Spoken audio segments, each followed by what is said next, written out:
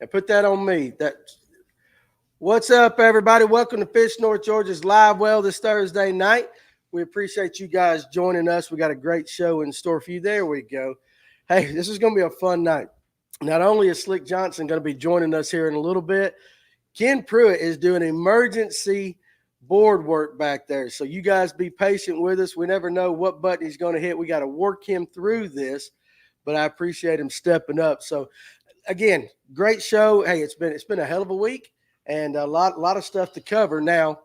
So I can help Ken work through this. To my left is Dave Aldridge right there. He's going to join us. Click that button on there. He goes.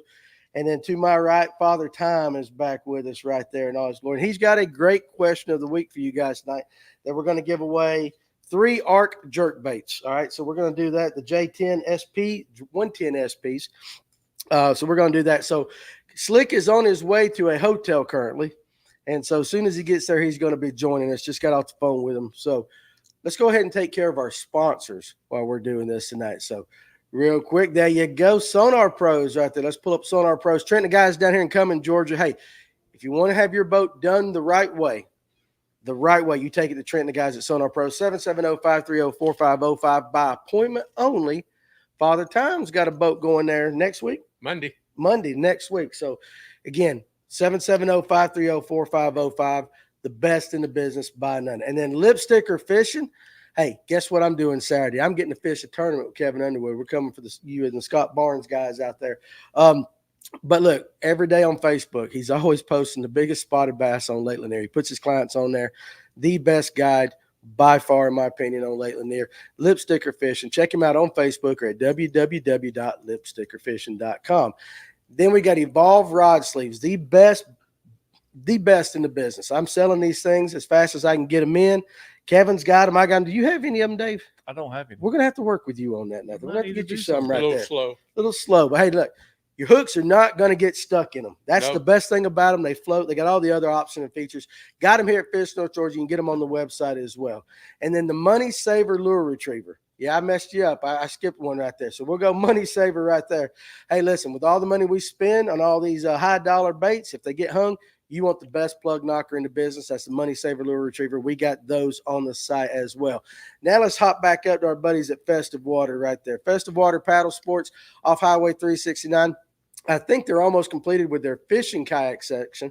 But look, if you're into anything paddle sports, they got it. In fact, behind me, we got one of their bona fides up here. You can come to the shop and check it out. But they can do anything, put you in anything paddleboarding. If you're into that goat yoga on a paddleboard, I'm sure they can put you in the right paddleboard, whatever you need. But www.festivewater.com. Kevin, do you do goat yoga?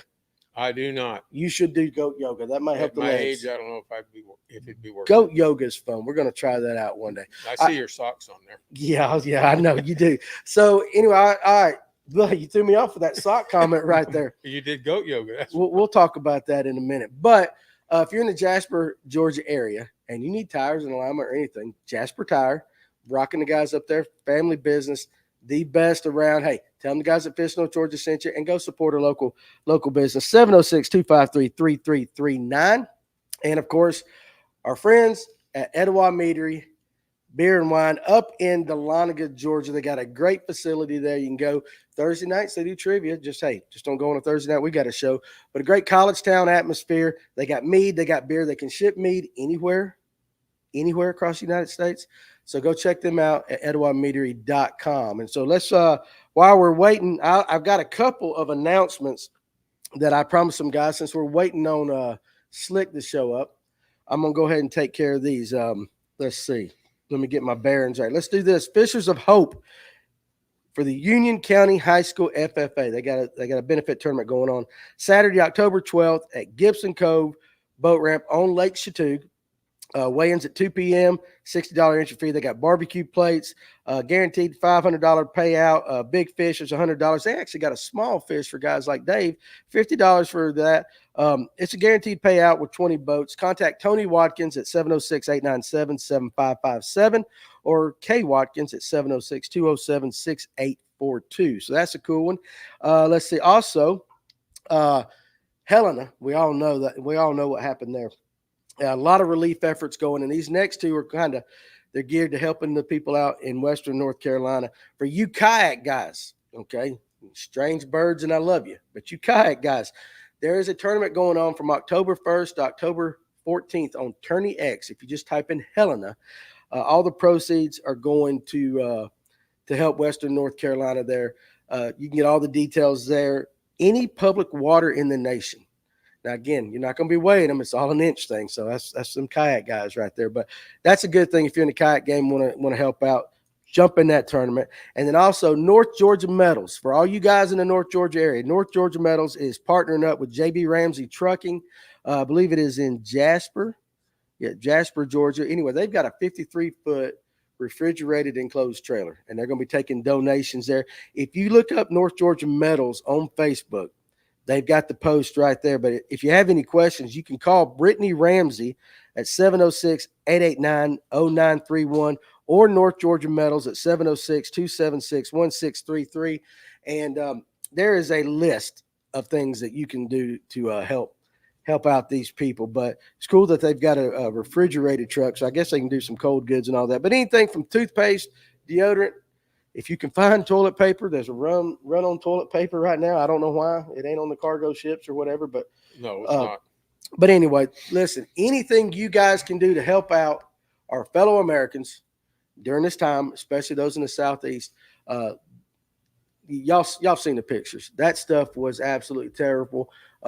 We were all kind of preparing for it here, but just it was a perfect storm the way it hit up there. August, still no power. Augusta, still no power. Yeah.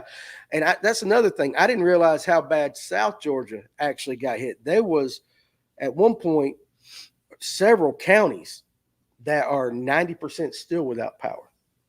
And so we take those things for granted. You know, when the lights go off here, we get frustrated if it's 2 or 3 hours without power. Imagine possibly going 2-3 weeks, even months without power and water and being able to get out. I mean, it's a bad situation. I'll keep my political thoughts off the air, but I've got some, but those people need our help. So anything you can do, if you can't do nothing, pray. So we'll do that. So anyway, up in the comment section, Tony says, I can confirm lip sticker is awesome. Well, he better be Saturday because I plan on being a hell of a net man for that guy. What is the over-under? Are the Falcons on tonight? If the Falcons are playing tonight, you keep us in the score. What's the over and under on how many field goals Koo has to kick tonight for the Falcons? I'm going to say 3. Over-under is 3. So, yeah, y'all keep me up to date since the Braves got put out. You know, I didn't know the Falcons were playing tonight. We should one of these days just have a watch party for the podcast. Just put the game up and we all just sit here and drink a cold one and fuss about the game, whatever it is. Would you be up for that? Yeah, if it's the Falcons, there's a lot to fuss about. A lot to fuss about with the Falcons. Not as much to fuss about with the Braves, though. Yeah. They did the best they could given the circumstances. Yeah. But, you know, they shouldn't have been there. So I'm going over on that number. So anyway, like I said, Slick hit me up right before the show. He's on his way to a hotel, and then he's going to jump in when he gets there to the hotel. So we're just going to talk. So anything you guys want to talk about in the comments section until he gets here, hey, it's all free game. Jason Jones, I just got back to Woodstock. My family from down south is from down south, and I just dropped 5 generators down there. Can't believe how much damage they took.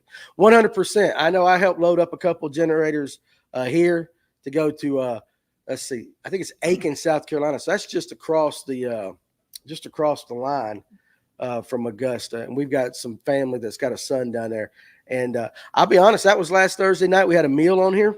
And the meal, you know, we talked about whether he was going to be able to come up. And then we knew it was going to be later on that night for a hit. So he came up. We had a great show. And then I went home. I actually left the light on thinking I had to get up at 3 or 4 in the morning. That's when it was going to hit. We got spared here. It went east. Yeah. We got, you know, and I don't want to say blessed or lucky because I don't want to say we're because of what happened to the people there. We just were fortunate not to get it here. But that thing right there, a cool thing, if you get a chance, and we'll get talking fishing here in a second. You're welcome, Mr. Watkins. A cool thing that you can do, cool or not, if you can go on Facebook, somebody's got a post where they show the water from the front that came down Thursday during the day, because we got thunderstorms during the day on Thursday, and then the hurricane coming up and has it just meshed right over South Carolina and North Carolina. It was just, it's unreal. I have a team member in Valdosta that's being told 2 weeks before power is restored. Yeah, so that's what I'm saying. Just imagine how, you know, how that would feel, because we're kind of bougie up here. And if I go an hour without power, I'm calling Jonathan Farmer trying to figure out what's going on. So anyway, while we're waiting on Slick, and I don't know if he's heading down to the Hyatt, I don't know where he's staying. Let's talk a little fishing though. So Kevin, Yes. you fished the Alatoona Classic. It's a 2-day thing, right? 2 nights. 2 nights.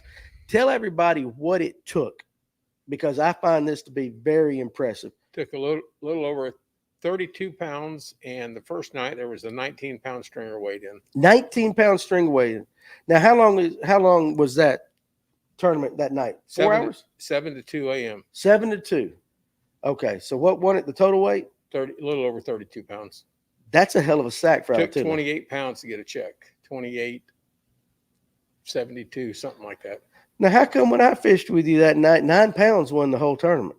There are nights when 9 pounds will win in Alatoona, but they were biting. I mean, they were biting. Well, what were you doing? We had 1186 Right. first night and 1126 the second night. I Okay. fished with Tim the first night. I Right. fished with my grandson the second night. Okay, what were you catching them on? Cinco, jig, and a shaky head. Nothing on a buzz bait, nothing on a crankbait. Tim had one hit I guess it was a Kitech, 3-inch Kitech but he never took it, so he missed it. And Tim did pretty good. He caught 2 big fish, 2 of the bigger fish the first night. He said he had a fun time. Well, we had a blast. Yeah, blast. So did you happen to talk to the guys that won and just kind of, what were y'all guys catching them on? No, I didn't talk to him. What was anybody saying other than that? Was everybody just throwing worms? I think most of them were throwing jigs and worms. I didn't hear anybody talk about crankbaits. I think the 15-foot and shallower, they weren't on the bank. They were in 6 feet of water or out. Was Alatoona up because of all the rain though? Yeah, the Georgia lake level said it was up 2 feet, but it had to be up closer to 4 feet. Really? Yeah. Up to 4 feet. So Dylan right there said I had over 12 pounds and was in the middle of the pack. They were chewing. They were. See, that sucks because I went with you and there wasn't nothing biting that night. They were chewing so bad that I think Tim and I had 4 gut hook fish the first night. We cut the hooks out. Swallowing it. Oh, I mean, when they hit it, you knew what the fish was on. You didn't have to wait or nothing. You just set. And they still had it down their gullet. And then the second night, we had to cut it 3 times. Really? Just they were eating. Now on your Cinco, were you throwing that on a shaky head or you throwing a wacky rig? How were you presenting your Cinco? Texas rig. Texas rig Cinco. You do any of that? Yeah, a little bit. Usually in the springtime. In the spring? Mm-hmm. But that's how I caught that one fish on Guntersville with you. I just went weightless Texas rig out on the grass, just dragging it slow. I didn't say weightless. Slow. Huh? I didn't say I know, but I did because it was 18,000 foot of grass out there. I couldn't do anything with the weight. I'd probably go weightless too on that much grass. When I don't have to worry about that on tuna too much. When Jordan Lee came in the shop yesterday, when Guntersville come up, I'm like, you can have that lake. I seriously, I would have sold my mother. Mom, if you're watching, I love you, and I really wouldn't have sold you. But that's my saying. I would have sold my mom to some foreigners for a rocky point. I know they're there on Guntersville somewhere, but there's so much grass, And I want when Slick gets on, we're going to talk about Guntersville a little bit. If they had to clean all that grass out of Okeechobee, that's where you need to go because there's no rocky points down there. No, it's just grass. We were close to one, but he wasn't getting that. He was not seeing a rocky point. No. We were close. Oh, right across the cove. And why wouldn't you take me there? Because you're getting experience. Oh, you were breaking me in. He was taking my That's what I was doing that night. My grass virginity away. Huh? That's what I was doing that night. You fished with me, breaking you in. It's dark, isn't it? Alatoona is a dark lake. It's a very dark lake. They're cutting the grass at Gville. Yeah. And we found out they had sprayed one of the coves we went in. Yeah, we got in there. I come to find out, one of the kids I know up there, they had sprayed, I think, 3 weeks in a row. And we pulled up in there, and there was no boats. I'm like, this isn't good. Well, yeah, it is what it is. Now, listen, here's what's crazy. Dylan says he caught all his good fish on a buzz bait. I threw a buzz bait for probably 45 minutes the first night and a good hour the second night. He's asleep. First night, I don't know where he was at, but that wind was blowing. Put the camera on Kevin's beautiful face. Hang on. There I am. Been a long I'm gonna day. give you hell tonight, Ken. It's hard back there, ain't it? Because you're watching comments. You got to watch that. That's why Tim's fingers are sore at the end of the night. You got to drink Red Bull to do this thing. You got to drink. I got a Coke for you if you want, or fine Etowah mead. You know, you got to drive home though. I threw a buzzbait for over an hour Tuesday morning and nothing. That's what Ron Swinford said right there. So, you know, but it is funny. Listen, The wind blew Friday night. I mean, blew. yeah, it blew. There were some little white caps on there in the dark. See, but that is a dark ass lake. It You is. get on There's Alatoona. not many Have docks you in fished that it at lake. night? No, I've never been on it. I don't think it's Carter's Lake dark, but it's dark. And then the second night, it rained from 7 to 10. Blew sideways. That's why the fish were chewing. He said he was in the mouth of Stamp Creek. That's why he caught his fish. So congratulations, Dylan, on getting the buzzbait bite. But that was funny. Like when we were at Guntersville, Farmer and Tim were throwing buzzbaits a lot. That's what they caught their fish. Ken was throwing a buzzbait. Mm-hmm. You and I were throwing other things. Yep, we had the A-rig going. Nothing in nothing. Carter's Lake is dark. That's absolutely. There's not a light within 5 miles of that place, I don't think. Oh, I know. Other than the moon. I know. It's ridiculous. Now, guys, listen. Can I talk about that Yeah. while we're waiting for? So we're going out to Guntersville. We finally out there fishing, and I've been told grass, and there is 52 different types of grass in Guntersville. There's no doubt. It's crazy. But then here's Dave, and he's pulling out an A-rig. All right. We're in 6 foot of water. There is 3 to 4 foot of grass coming up, and he starts throwing this A-rig. Now, I wasn't judging him, but I'm like, all right. He was judging me. Uh-huh. He was judging me. I wasn't judging him. No, I wasn't judging him. I was sitting there like, what the hell is he up to? And all of a sudden it's boom, fish, double. One time he had a triple. And he's like, I got a big one. I'm like, hell yeah, you do. There's 8 pounds of fish on there. There's 3 fish pulled up. But the cool thing is they're all largemouth. Now, on Lake Lanier, on Alatoona, something like that, we know spotted bass, they wolf pack. I can see doubles and triples. Yeah. But these were largemouth. And I thought that was so interesting. And you were catching them in basically 2 to 3 foot of water over the grass with A-rig. Yeah, we catch them there. And throughout the winter, December, it starts really getting good. January, February, we've had 50, 60 fish days. In February, when they're big, fat, healthy. Yeah. And you might catch 2 4-pounders and a 2-pounder on one cast. But a lot of it has to do with the bait, like where we were.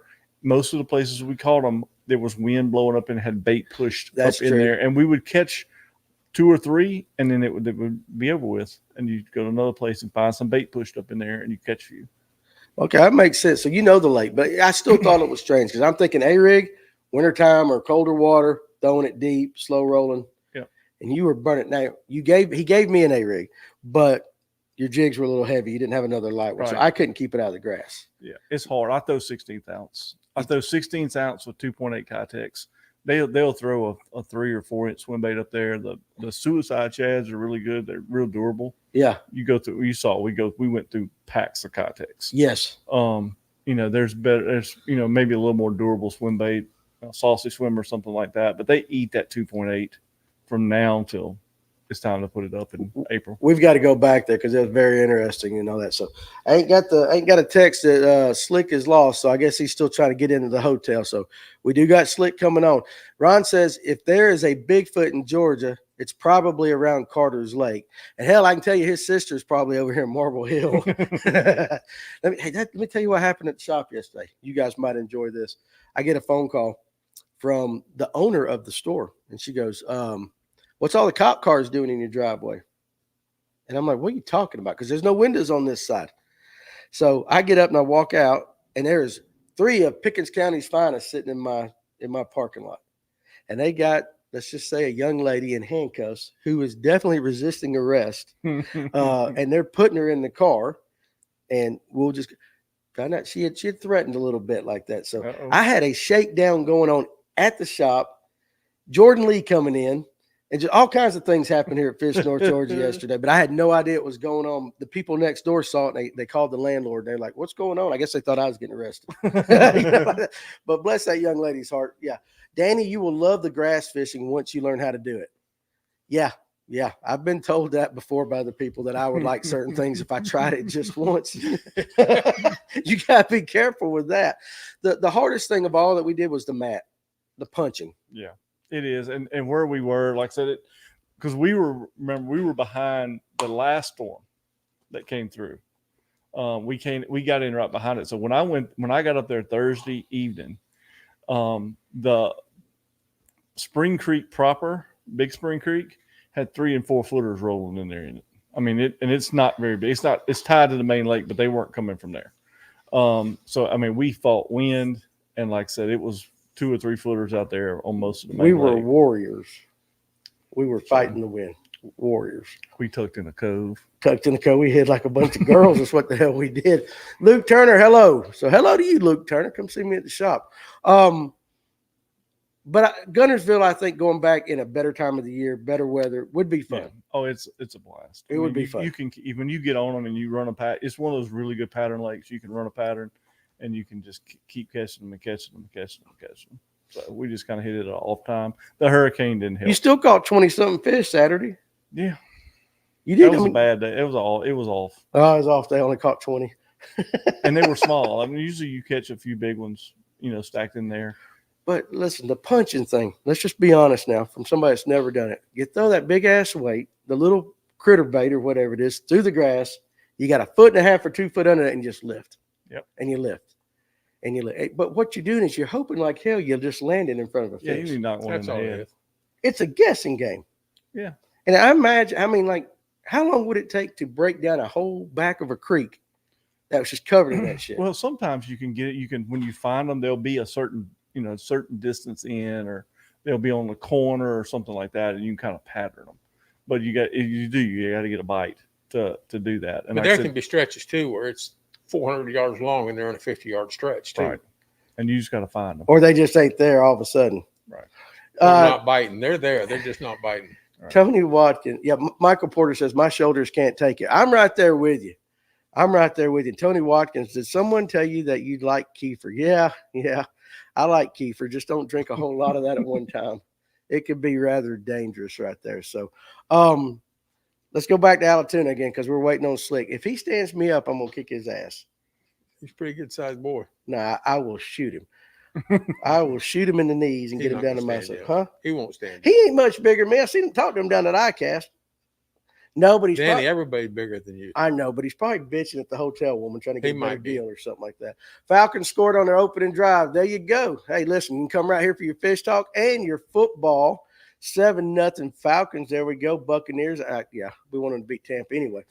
Now, Alatoona. Let's talk about. How about do this while we're waiting on Slick?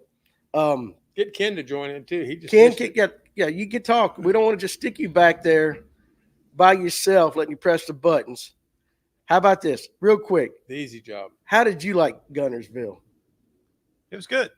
It was after the hurricane, a little bit tougher than what it usually is. But you could still find I found some stuff right there in the Spring Creek area on buzzbait and stuff like that. But you had to cover some ground. You did have to cover some ground.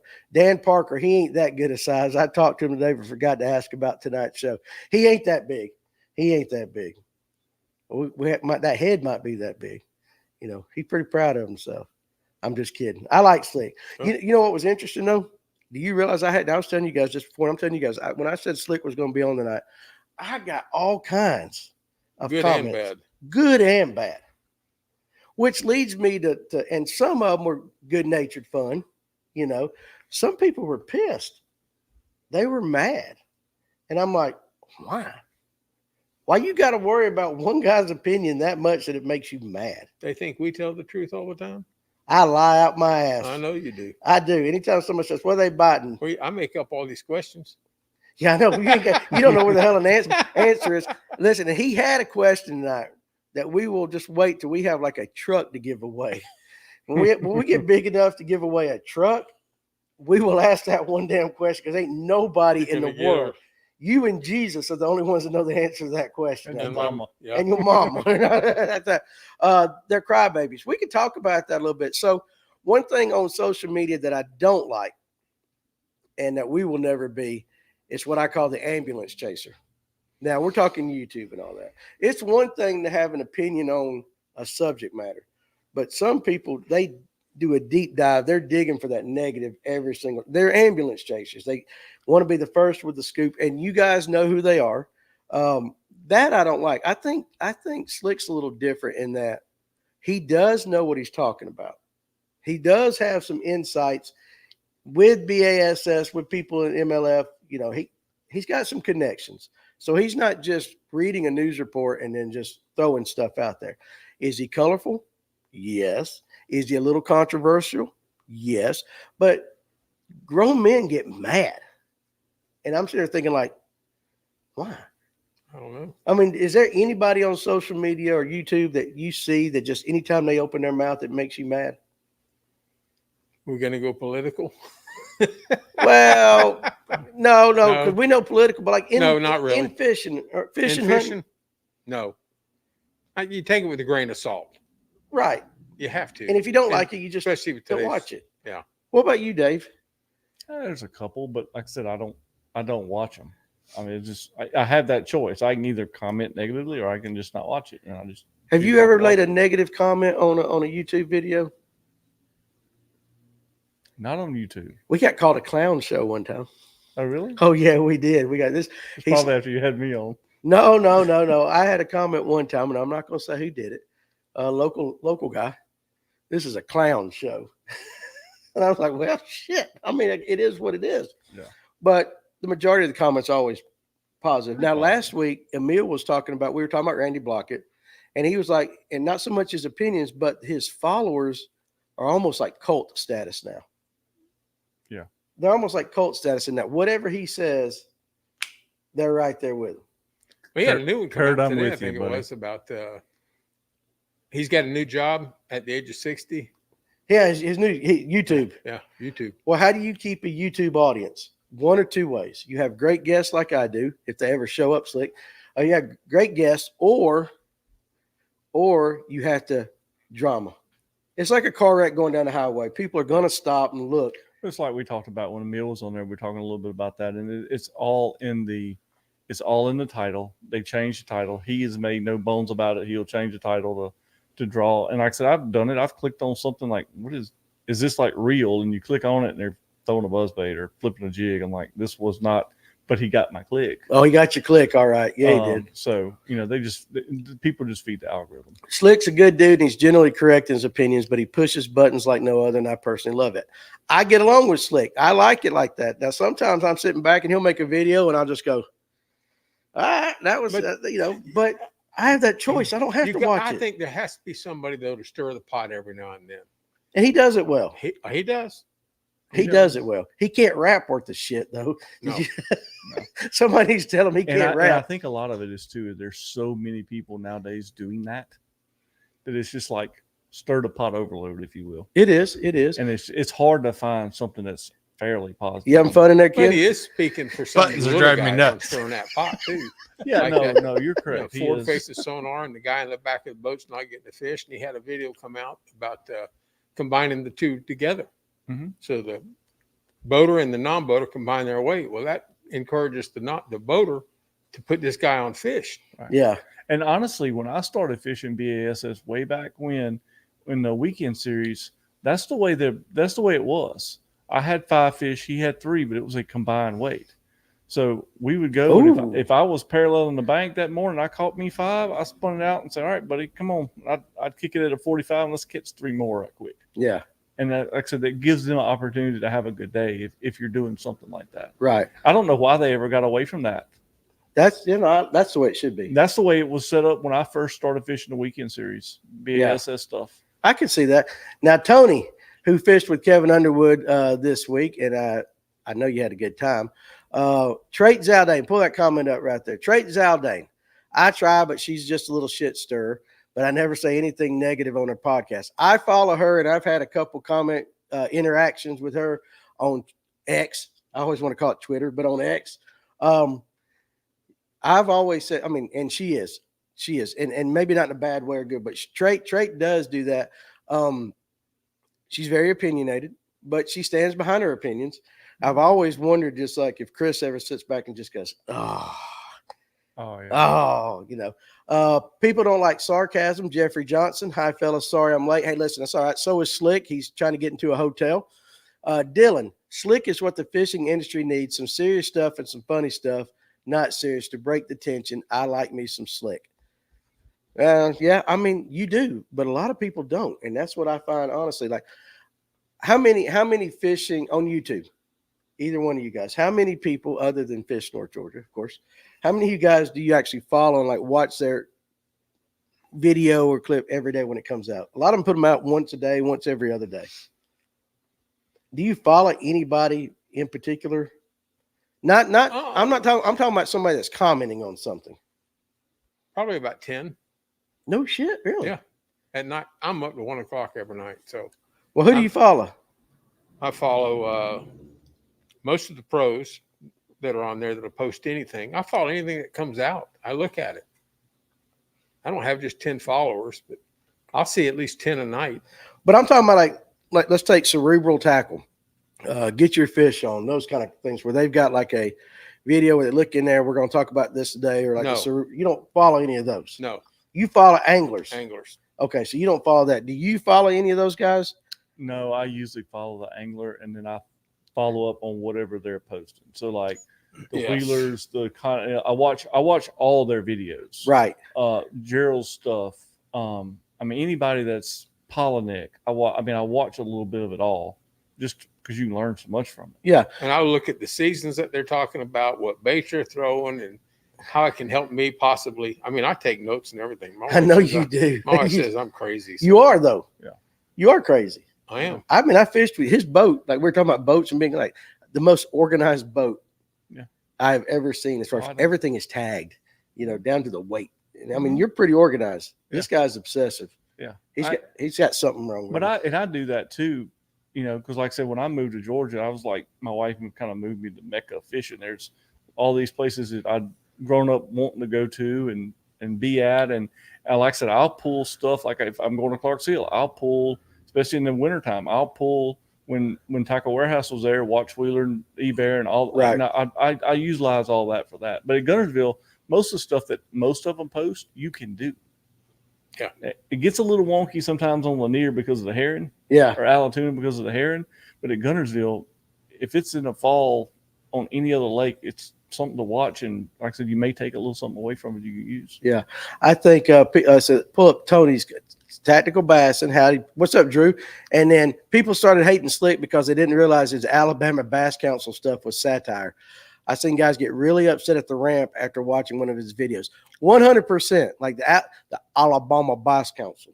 I thought it was real. You thought it was real? The first time I saw it, because I think it was something about weight boats, mm-hmm. and I was so excited. Yeah. That the Alabama Bass Council bans weight boats. And then I realized it was not real. I'm like, oh, what the hell? Do the same people who, instead of swiping the screen, complain about a creator also. Okay, let me read that again. Dan Parker, make sure I get you right. Do the same people who, instead of swiping the screen, complain about a creator also call the TV station to complain about a show, or do they simply change the channel? I'm sure there's guys out there that do call the TV station. I can tell you today, I have received at least six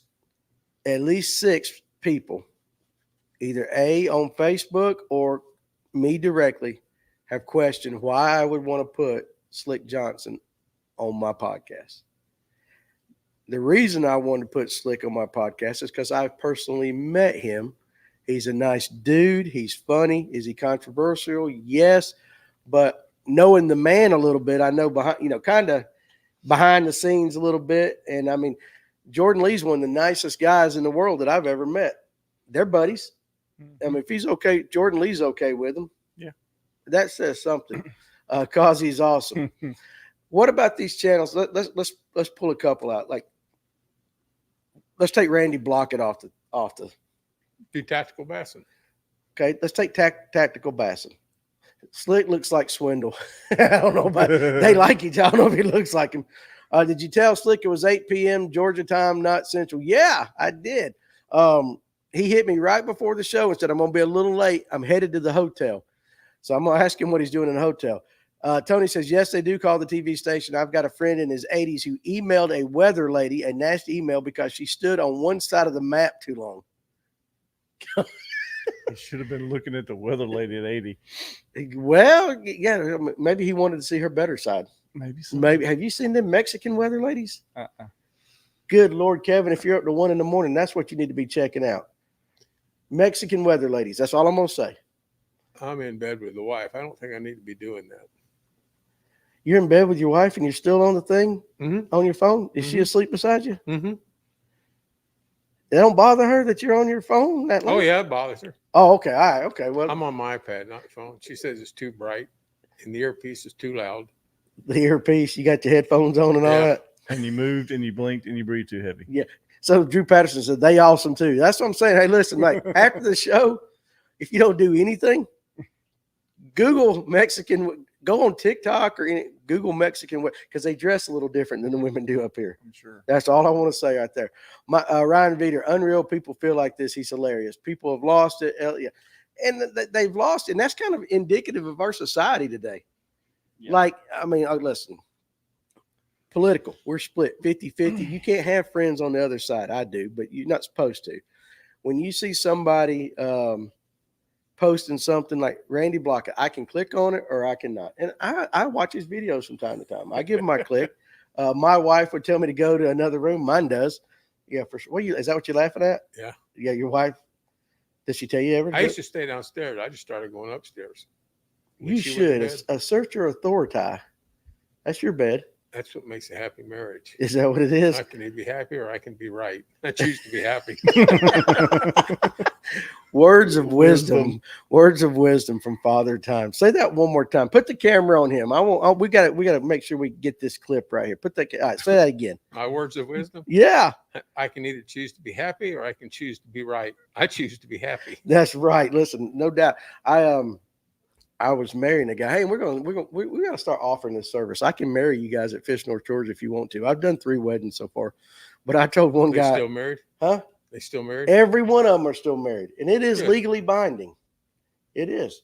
I have an internet ordination. So we could. They say it's legal. He used to braid to bind them. I bind you. Oh, is that what are you laughing at? The binding That's comment? a little scary. Or the internet ordination? No, the fact that you're marrying people. Look, it took 15 minutes, and I had a certificate. Cost me $99.99 or something like that, and I had a certificate at my door in like 3 weeks. So, Danny, did you get any of This Lake Suck hats from Jordan? No, I didn't. Jordan was actually up here. Here's the cool thing. He was, look, www.getordained.com. I did. And I'll tell you, listen, I'm not lying. He's true. He and his wife and child were up here just having a few days to themselves. No boat, no nothing. They went to a Braves game. They toured LJ. And I was sitting at the shop yesterday with this young kid, and all of a sudden, this woman with a young child in her hand, she comes walking up, which ain't unusual. And then I look over behind him like, I know that. That SOB looks like Jordan Lee. And I was just thinking it was a guy that looked like Jordan Lee. And all of a sudden, Jordan got in front of her, come in with that just big smile on his face. And I'm like, well, I'll be dang. So that was You pretty didn't cool. tell the best part, though. Which part? Where was he staying? He was staying on my road. Yeah, and you didn't even know. That's what I told him. I'm like, dude, you've been on my road for 3 days. I had no idea. But he didn't know. We know now. But there's Airbnb. He won't be staying there. No, he might not. He's like, shit, that's too close to Danny. But to get ordained, I said, I'm gonna double check. Slick hasn't sent me no text saying he ain't getting on or nothing. So we're still expecting him at any time. There he is. There he is. I'm getting there. Oh, look at that. Hey, Slick, the bed is already Who messed won? up. Listen. Who I'm doing the best I can right now. Well, we're glad you made it. Well, So there he is in all his glory. He's on Right. Bama time. Blake had to fish till the very last second. And so then we go to load up, and of course we're the very last people to load up. I'm sure. I get it. Well, we appreciate you joining us anyway. You're freezing up just a little bit. So you must be on that Hilton Wi-Fi. Yeah, let me get on my Wi-Fi real quick. There you go. So he's doing that. So the man has showed up. Now that's an intro. Did y'all notice the bed was messed up? Because I think his ass took a damn nap or something. What's the first thing you do? What's the first thing you do when you get to a hotel room? Huh? Mess the bed up. Yes, you messed the bed up. No.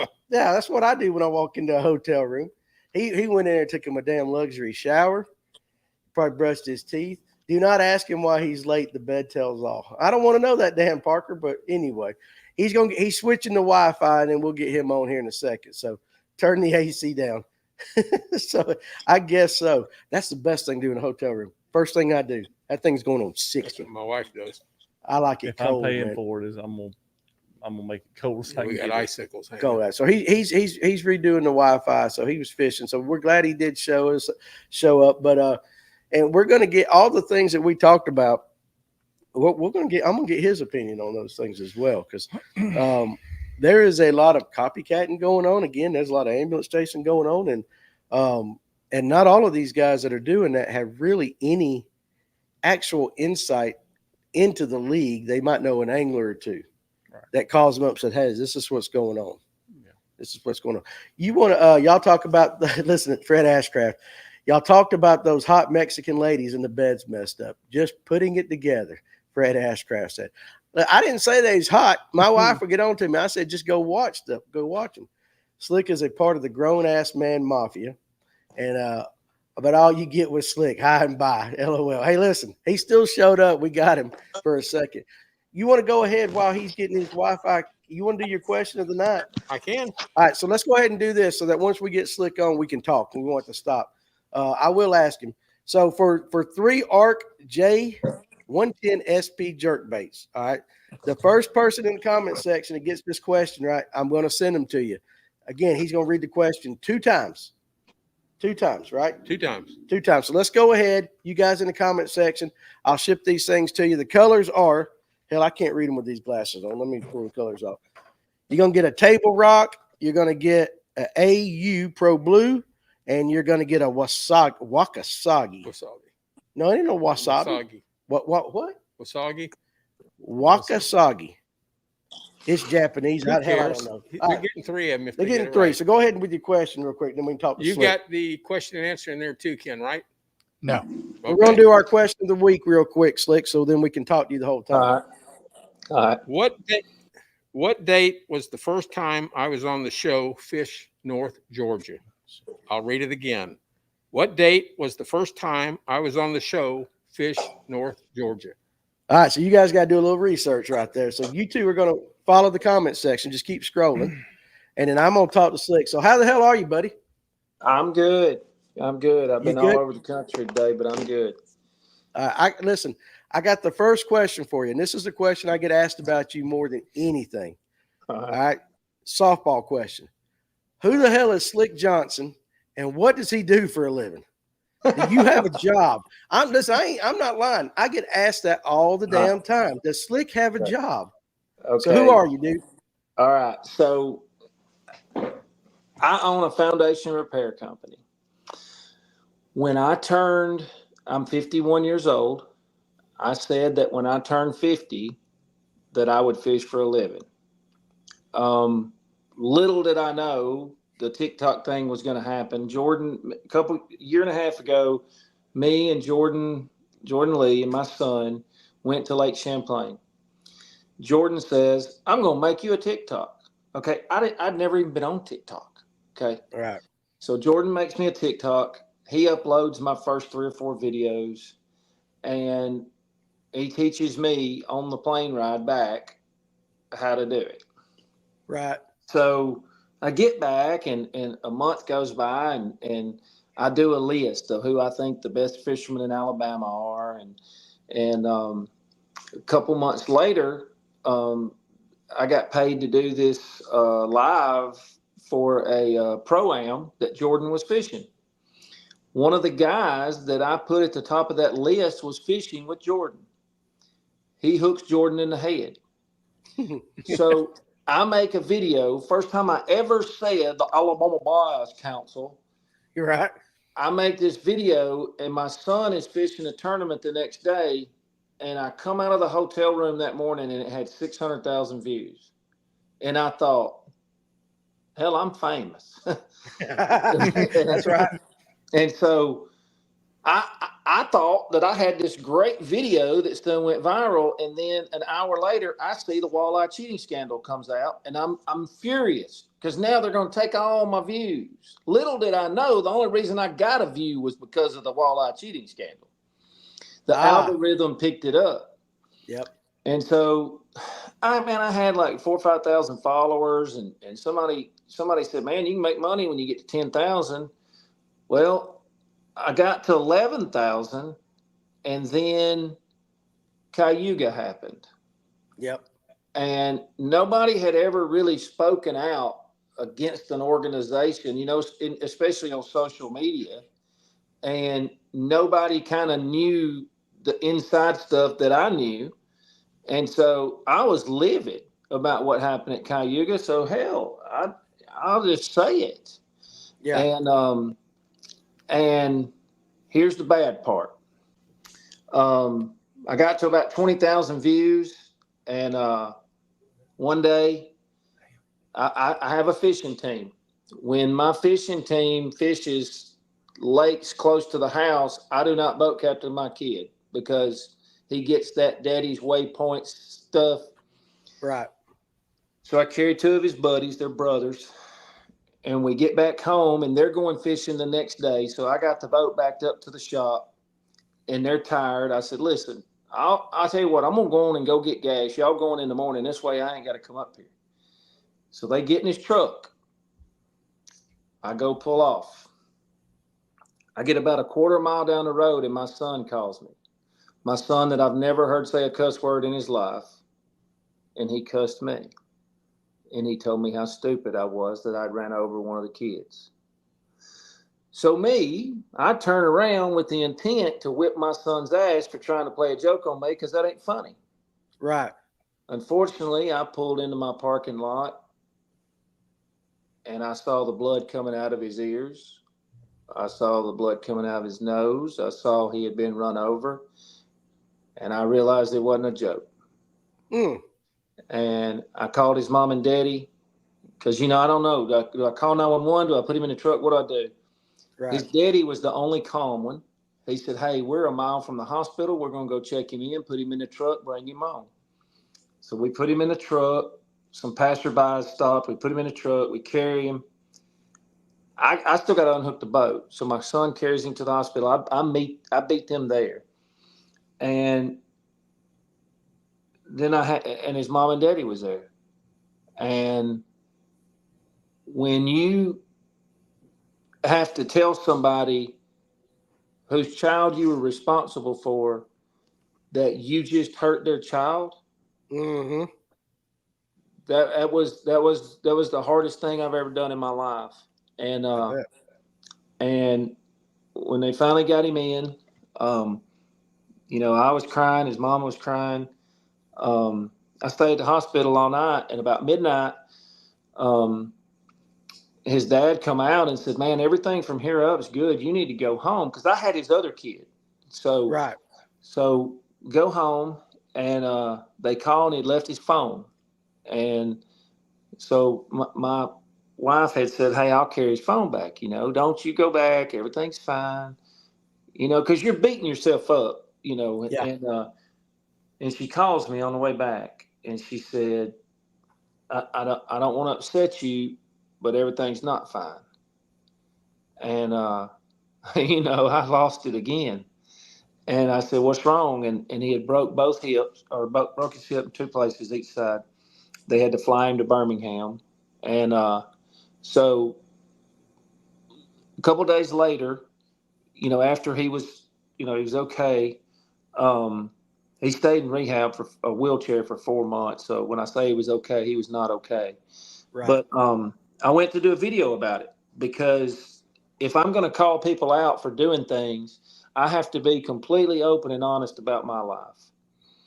And so I did the video, and I did it 7 times, and I cried all 7 times. So I finally said, "You know what? I'm just going to do the video."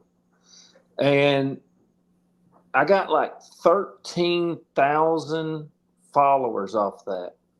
That is not how I wanted to get followers. Right. And my son called me and said, Daddy, delete the video. Please don't do any more videos. And I said, okay. And so after that happened, man, I didn't want to be on TikTok anymore. I didn't want to do videos. I didn't want to do anything. And I mean, I was a mess for several months. Yeah, And I can imagine. And so that kind of tore me up. But then, now I end up taking him fishing the next time he went fishing. Him and my son play golf 2 or 3 times a week now. So everything's great. But when I did that video, I kept telling they tell us everything happens for a reason. Mm-hmm. And, I cried for 3 months because I couldn't figure out what the reason was. And the only thing I can figure is that, I got 2.1 million views on that video. And the only thing I can hope is that out of those 2.1 million views that it saved somebody's life. And I probably got a dozen people call me or message me and say, hey, you saved my child's life. And I'm like, how I save your child? And I'm talking about as recently as 2 months ago. People are telling me this. And a guy had told me, one guy, he messaged me and he wanted to call me. And so he calls me and he's got his little boy sitting in his lap. He FaceTimes me. And he said, I know what a struggle it was for you to say what you said on that video. And I want you to know what you went through. He said, but 3 days ago, he had a little 3-year-old boy sitting in his lap. He said, 3 days ago, he said, I went to take off. And he said, I done put my truck in drive and was fixing to put my foot on the gas, and I remembered what you said. He said, I put it in park, and I went back and looked. And he said, my son was straddling the trailer. Mm. And he said, I didn't know he was there. He said his mother didn't know he slipped out of the house. And he said, so I just want you to know that you probably saved my kid's life. And so that helped with things like that. But it was a hard time back then, and it's still. Yeah. I mean, even when I see him now, I mean, that's the first thing I think of. Right. But since then, I do videos and just. Here's my thing. I want to make the fishing industry better than I found it, and a lot of people may disagree with my path to get there. But my biggest interest is those 103 guys that fish the Elite Series and those 80 guys that fish MLF and any other professional league, because they sign things saying that they can't speak. That's right. They got their thumb on them and they can't say things. And there's a lot of things that happen that is not right. And when Cayuga happened, Jordan Lee's one of my best friends. Okay. And he's driving home and he wouldn't go catch the same fish 2 times. And then I'm watching people intentionally do it while they're looking at them. Right. And that upset me. My buddy, Jesse Wiggins, he finished 10th, 11th in that tournament. Okay. Matt Becker went and caught that last fish. Jesse Wiggins caught it 55 minutes before Matt Becker did. And it was hooked outside the mouth. And you know what he did? He chunked it back. Yeah. And he ends up finishing 11th. So I want everybody to be on the same playing field because I got a 17-year-old that just walked in here that I expect to be there one day. And listen, I don't want to get there and people say you should have fixed this a long time ago. Yeah, no, I get it. And I tell you what, and I'll tell you this, at least with that story that you just shared, and tell your boy we said hello from Fish North Georgia. But we'll be following him before long, I'm sure. I've had a lot of you're controversial, you know that. Yeah. People love you, people hate you, regardless of there's whatever. It's just the way it is. But to hear you kind of at least show a human side, or like a realistic side to a thing that I don't think a lot of people. I think people watching. There's probably a couple guys watching, going like, "Well, damn, I didn't know that about Slick because, they see your videos. And I know that's a terrible way to get, like what you said, to make you feel that way and all, but it's good to actually see that side of you. You know what I'm saying? Yeah, I don't, I don't dislike people. I can think of one. Everybody, I got three. Okay, yeah, I know you do. But here's the thing. It frustrates me because people always, the number one thing I get is, well, you're always negative. You're always negative. Okay. I got something from a guy the other day dogging me out on Instagram because he said, you only post negative posts. Can you post one positive?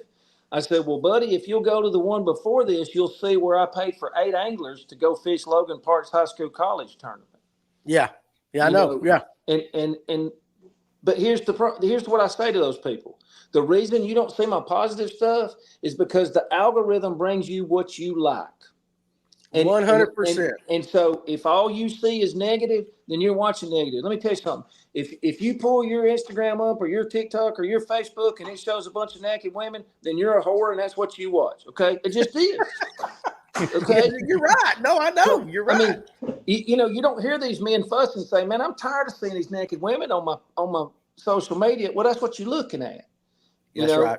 And I went through something a while back with a breakup and whatnot. And all I see on mine for a month and a half was narcissistic stuff about a narcissist to do this. So I finally figured what a narcissist was, and that's what she was. And so I said, why is that? Well, let me tell you something. When you slow down on one of those things and read it, it picks that up and it starts showing it to you. So if you're watching my videos and all you see is negative, it's because that's what you watch, and it's not going to bring you to one of my positive videos. That's right. And I went and counted them one time because I get petty about stuff like that. People say, oh, negative, negative, negative. And I went back and counted 1 month. I had done 70 videos, and I had 5 that was negative. And I thought, well, that must just be what all y'all watching is the negative stuff. That's right. I don't think people realize that too. You know how this rolls over here. We got questions from our viewers. So I got a couple questions for you real quick. From Bobby Colson, number 1. Do you ever replay your live shows, Slick?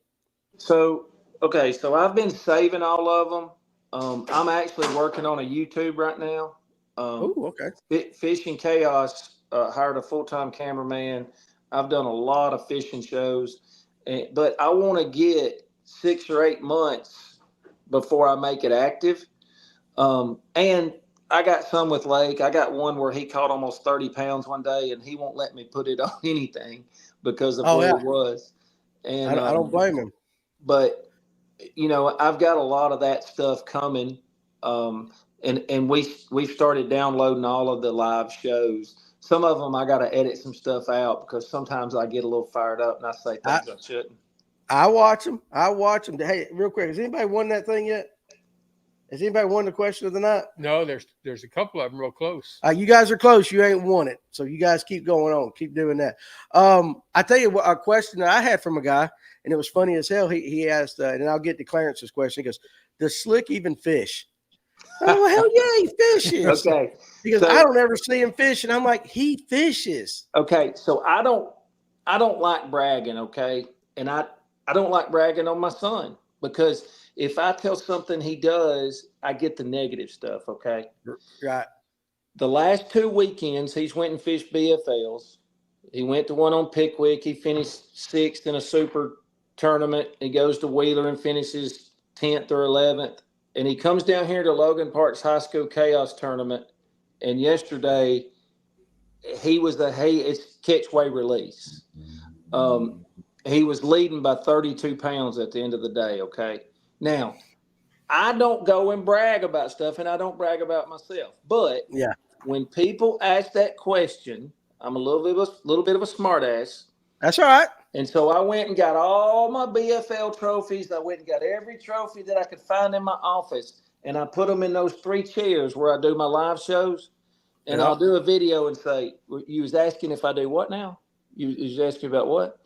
And I just sit there with my trophies all over me, And so it's a little bit of a smart ass, but here's the thing. yes, I fished, and I'll tell you what happened. 2011, my kids were 3 and 4, something like that. So Toyota Series come to Wheeler. And I told my wife then, I said, listen, if I win, I'm going to go fish the FLW Tour next year. I had a guy who was going to pay for it, all 9 yards. If I don't win, I'm not going to go. So after day 1, I'm in 3rd. After day 2, I'm in 2nd. Final day with 10 minutes to go. The day before, my battery wouldn't hardly crank. So I go the night before the tournament's over. I go to Walmart and buy me a jump start, okay, Right. and an extra battery. 10 minutes for weigh-in, and I got it won, okay? It's over. 10 minutes for weigh-in, I get ready to crank my boat, and it goes, no problem, I bought a jump start. We're good. I go to grab that jump start that I had plugged in all night long. It was a battery charger. I'm Battery sorry. That's charger. funny. That's funny as shit. Battery charger don't do you no good, okay? No. All right. So I can't get it. I have to tear the cables off, hold it on a new battery. Long story short, I'm 4 minutes late. Okay. They're calling us for a police escort. I get up there. Guy named Lloyd Pickett is in first place. He walks back there and he says, Alan, can I see your fish? I said, yeah. He said, you got him, didn't you? I said, yes, sir. He goes back there and looks. He comes back and he's crying. 47-year-old man, okay? Mm-hmm. I walk up there. I said, what's wrong? He said, you don't understand. He said, if I don't win this tournament, and I don't mean come and say if I don't win, he said, I've been in first place 6 times going to the final day and not won. He said, if I don't win, I'm done. He said, it's the only thing I've ever done since I was 18 years old. He said, I'm done. He said, I'm going to lose everything. I said, well, God works in mysterious ways. And I turned around and walked off. And we get on the road, and I call my wife. And she says, oh, my God, I can't believe you're calling me. I thought you weren't supposed to talk to nobody. Are you going to win? I said, I hope not. And she said, what? I said, I hope not. And I think I lost by 1 pound 7 ounces. And it was meant to be. Yeah. You know, because let me tell you something. I coached every game my kids ever played, in every sport they ever played. I never missed a thing of them growing up. Had I went on that next year and fished, that wouldn't have happened. And so, you know, I think that things work out the way you want them. Right. But here's the crazy part. I built my kids. They played volleyball, basketball, baseball, softball. I built a hitting facility, a gym, a basketball court, a volleyball court, batting cages, golf simulator, everything inside my office, okay? The day we got it painted, and my daughter's a lot like me. She don't have 2 shits to give, and she gave away her 2 rat's asses this morning, okay? She walks up to me at 11 years old, and she goes, hey, this place looks good. I said, thank you, baby. It's all for y'all. She goes, well, that's what I come to tell you. We don't want to play anymore. I said, do what? She said, we're done. So I went that Monday, bought a boat. My wife had to make my son go with me. He goes with me to Smith Lake. He catches a spot on top water about 6 foot from the boat with me screaming at him not to work it that close to the boat. And now he has won $585,000 in scholarships. Damn. He's won 11 high school tournaments. He's done all that stuff and didn't even want to go fishing. Yeah. And here we are. I'm sitting in a hotel room in Auburn, Alabama, just here for him. Well, listen, that's a good thing, and you can definitely, you know, I've over the time that I've known you and followed you, I've heard through various channels how you love your kids. You know, I think, you know, I don't know you personally, we've met and all that, but I've gotten enough to know that some of the bullshit that we see and hear, I'm like, no, that's not slick. Yeah. You know, and I know that. And I told Dave, hell, it might have been before you come on. I'm like, Jordan Lee is one of the nicest guys I think I've ever met. And if Slick wasn't a good dude, I don't think Jordan would be seen around him. That's You know, nice. and listen, I shocked the shit when he walked through my door yesterday. Yeah. He come up here to the shops. He was staying at Airbnb Yeah. on my road. I didn't know. Yeah. Yeah, he probably won't come back because he knows how close I am to him now and all that. But there was a question about. There was two questions. You got one? No, he's Oh, you got the answer? winner. Got the winner. Who won? Uh, Was it Collins? Ask me, Collins. Yeah. Oh, damn. James Collins got the No, right answer. let me- December 7th, 2023. Yeah, they call me Collins. They call me. That's James. So, all right, James. So, slap your wife on the butt for me and come up here and get these jerk baits. I ain't got to ship them to James. He can come by the store. So, congratulations. December 7th, 2023. First time that you was on right there. Okay. So, let's see. Right there. Clarence Stowers wants to know. Damn, this is a serious question. Oh, Slick. Yeah, I know. Shit, we got to do it every once in a while. Slick, what has forward-facing sonar taught you about fish behavior that you didn't know? so first of all, let me say now, I used to dive for mussels. So I've been all over the Tennessee River, and I saw things that now I understand about forward-facing sonar, and I go, "Well, you're an idiot. You already knew some of this." But the number one thing that forward-facing sonar has taught me is that 85% of the fish do not go to the bank; that they stay out away from the bank. There's only a small percentage of the fish that actually go to the bank. And look, let me go ahead and say first and foremost, I don't give a shit if they put 64 transducers on a boat or if they ban it tomorrow. I could care less. Okay. I'm not for it or against it. However, I am going to speak the truth about certain things. The one thing that I don't like that we say is one, I don't like that we say it ain't fishing. Who are That's we right. to say what fishing is? Because some of these kids that grew up with forward-facing sonar, that's fishing to them. So I don't ever say that. You will never hear me say that somebody that's good with it couldn't catch them without it. Because I'm gonna That's tell right. you something. You got your Emil Wagners, you got your Tucker Smith, you got your.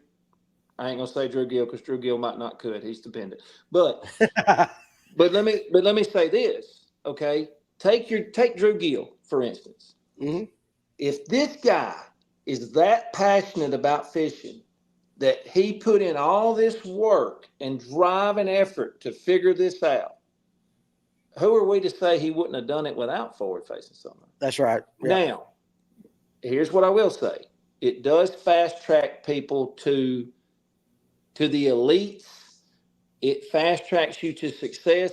I think Trey McKinney is going to end up being one of the best anglers of our time. But I still don't think Trey McKinney would have been dominant without it. Okay. And I'm Right. just using Trey as an example. I Yeah. think a lot of Trey. But there's a lot of these young guys that if they didn't have it, they wouldn't be as good as they are. Yep. But Matt Herring's a good friend of mine, okay? Maybe the number one live scope hater in the world. He may hate it worse than Randy Blockett. I didn't know that was possible. He does. He don't like it. He don't like it. Okay, I got you. All right. But I mean, he hates it. But it's like I tell him, you had it before they did. Y'all all did. You all had it before they did. Now, am I concerned about the environmental aspect? Absolutely. Okay. We come down here yesterday, showed up at the lake, and I think he's at 130 pounds right now. You ain't practiced. You ain't been down here. You ain't nothing. You caught 130 pounds of fish.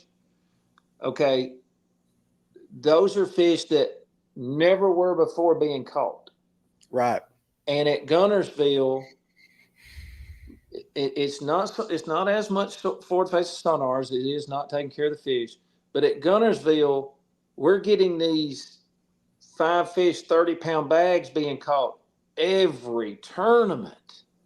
25 to 30 pounds every tournament. And that, yes, our lake's great, but that never happened before. And a lot of those fish are being caught deeper than they used to be.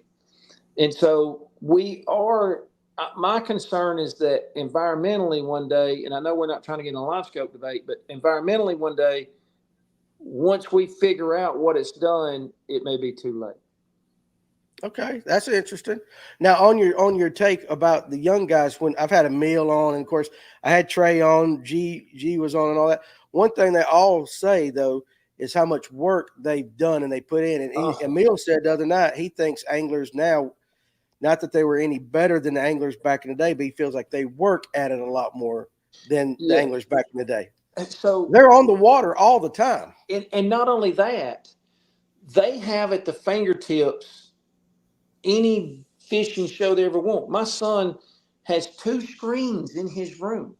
Yep. Alton Jones Jr. calls me one night, talking on the phone, and pulls up his screen and goes, "Hey, ask Alton how long it took him to go from here to right here that day." And Alton goes, "How does he know that? That was 6 years ago." And then Lake starts blurting off where Alton called him, and then he goes, "You only called him there because Jordan called him there 2 years before." And Alton goes, "How do you know that?" Okay, so they sit down and when you talk about them working, them going and watching these videos and them going and getting all this information is work. Yeah, we had Bassmaster magazine. I know it. We did. Damn right. That's it. I can't tell you where I need to go fish or what I need to do on Champlain from Bassmaster magazine. That's right. These kids can go and watch all this stuff, get these techniques, and figure out all these things, and they just have more information. So yes, are they better fishermen? I believe so. And they have live scope. So yes, and it's frustrating to a Gerald Swindle that became a master of skipping a jig and has 30 years of experience fishing professionally, and then an 18 or 19-year-old can come in and have absorbed all of that information through looking on the computer and then having the technology to be able to see the fish.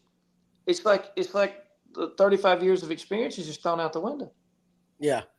Yeah. And is that what you see the biggest divide is between I want to say the older angler and the younger angler? And it might be misunderstood, but is that the crust of the argument right there? Yeah. Is that it? They feel the number one thing is they feel like it's given them a cheat code to the professional level. Yeah. And listen, I can't argue that. Right. But they also have a lot more information. They have all these other things. Absolutely. Yeah.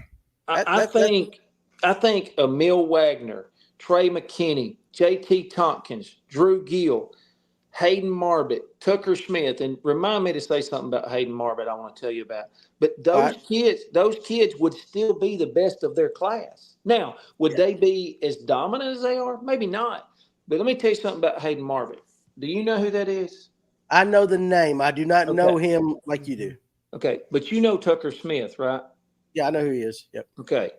Besides the Bassmaster Open professional level, everything Tucker Smith won, he was in the boat with Hayden Marbett.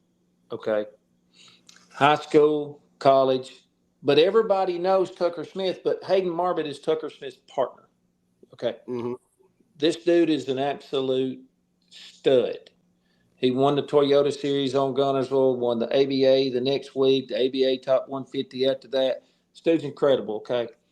So we got a tag fish at Guntersville. I do crank for bank. We do $1 million fish, one for an icon, every fish worth $1,500.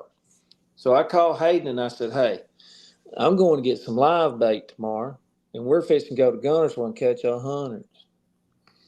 So we go over there, live bait. First cast, I have one straighten my hook out. We ain't getting no bite. So we go on fishing, and I said, "What do you want to do?" And I'm thinking, we're going to go shake a minnow, right? Because he's one of the best there is. He goes, "Can we go flipping?" I said, "Yeah, I'd rather." And so we go flipping, and we end up catching 18 in 2.5 hours. This kid's one of the best flippers I've ever been around. Right. And I've been around really good ones. Mm-hmm. So we downplay what these kids do. Hayden won the Toyota Series. He had 26 pounds one day. 2 of them was caught live scoping. The other 3 was on a trap. Yeah. But because somebody saw him out in the middle of the river, he's just a scoper. So I hate that part that we take away from these kids. We diminish their true talent by saying some of them are just scopers, and they're not. That's right. Yeah. I always tell everybody, because Emil's, he's been on here a lot, that when they're in the shop, Emil could go out here in this road that goes by the shop and catch a bass out of it. Yeah. He's that damn good. Trent Palmer, MPFL Sonar Pros, he's got a couple comments. And guys, listen, if you put a question for Slick or a comment that we missed, type it again, because there was a bunch of people trying to answer the questions. He's got two. I'm going to read both of them. The first one is overpressured fisheries is creating the issue detail that we're talking about, in my humble opinion. Lakes like Guntersville are simply having too many tournaments. Forward-facing sonar is successful because the fish simply are no longer in traditional cover. And then he goes on to say, forward-facing sonar is everyone's scapegoat to circumvent the real issue, overpressure fisheries and the overabundance of information. Fishermen are terrible at giving up the good for nothing. So what do you think about a comment like that? I agree with what he's saying about the overpressure. I agree with that. Okay. Mm-hmm.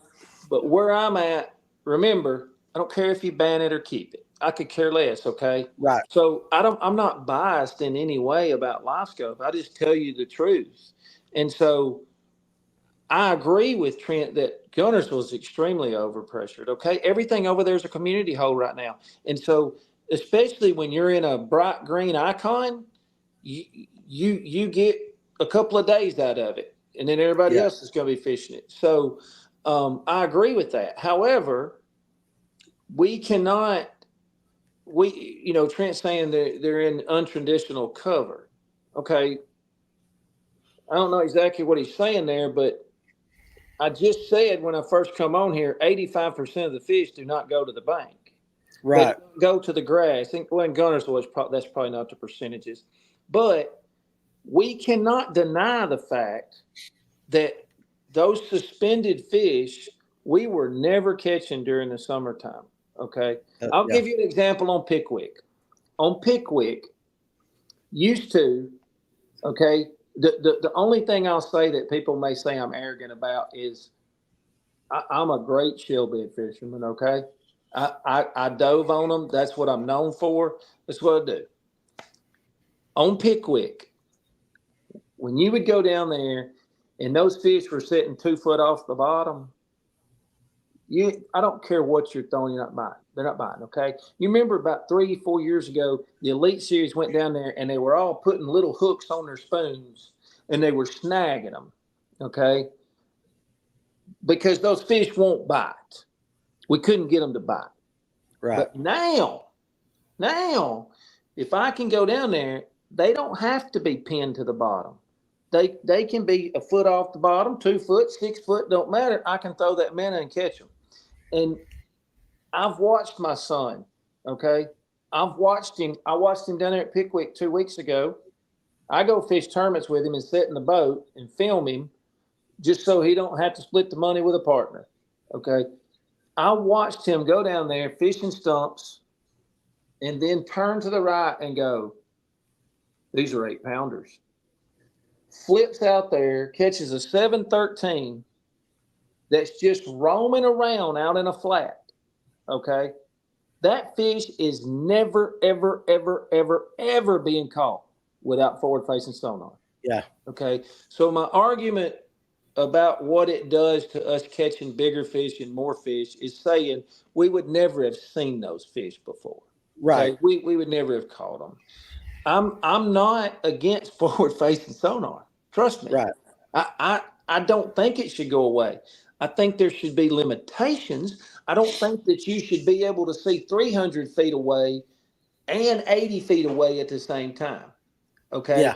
My son, I can go buy him whatever he wants, okay? I will not allow him to have a 62 transducer on his boat. I won't allow it because I don't agree with that.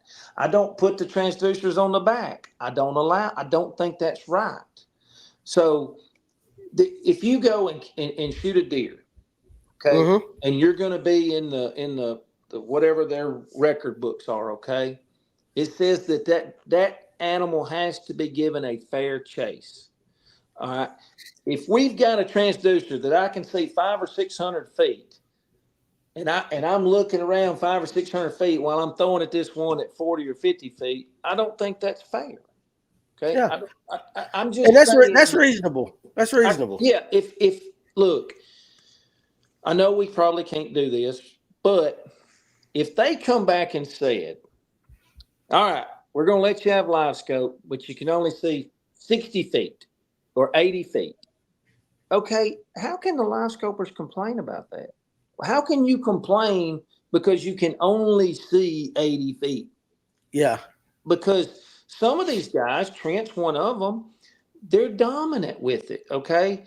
And I don't think that they should be punished because they've gotten so good with live scope. I don't think they Right. should. I agree with that. However, there has to be some give and take, and being able to see 300 or 400 feet, I don't like that. Yeah. No, I mean, don't you guys? That's reasonable, don't you think? Yeah, I do. I think it's good, and it's something I thought about when Emil was on. I was going to ask Slick what he thought about this.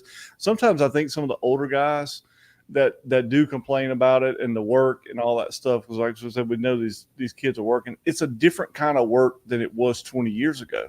Yeah. 20 years ago, you fished tournaments, you stood up all day working these show after show after show after show for sponsors.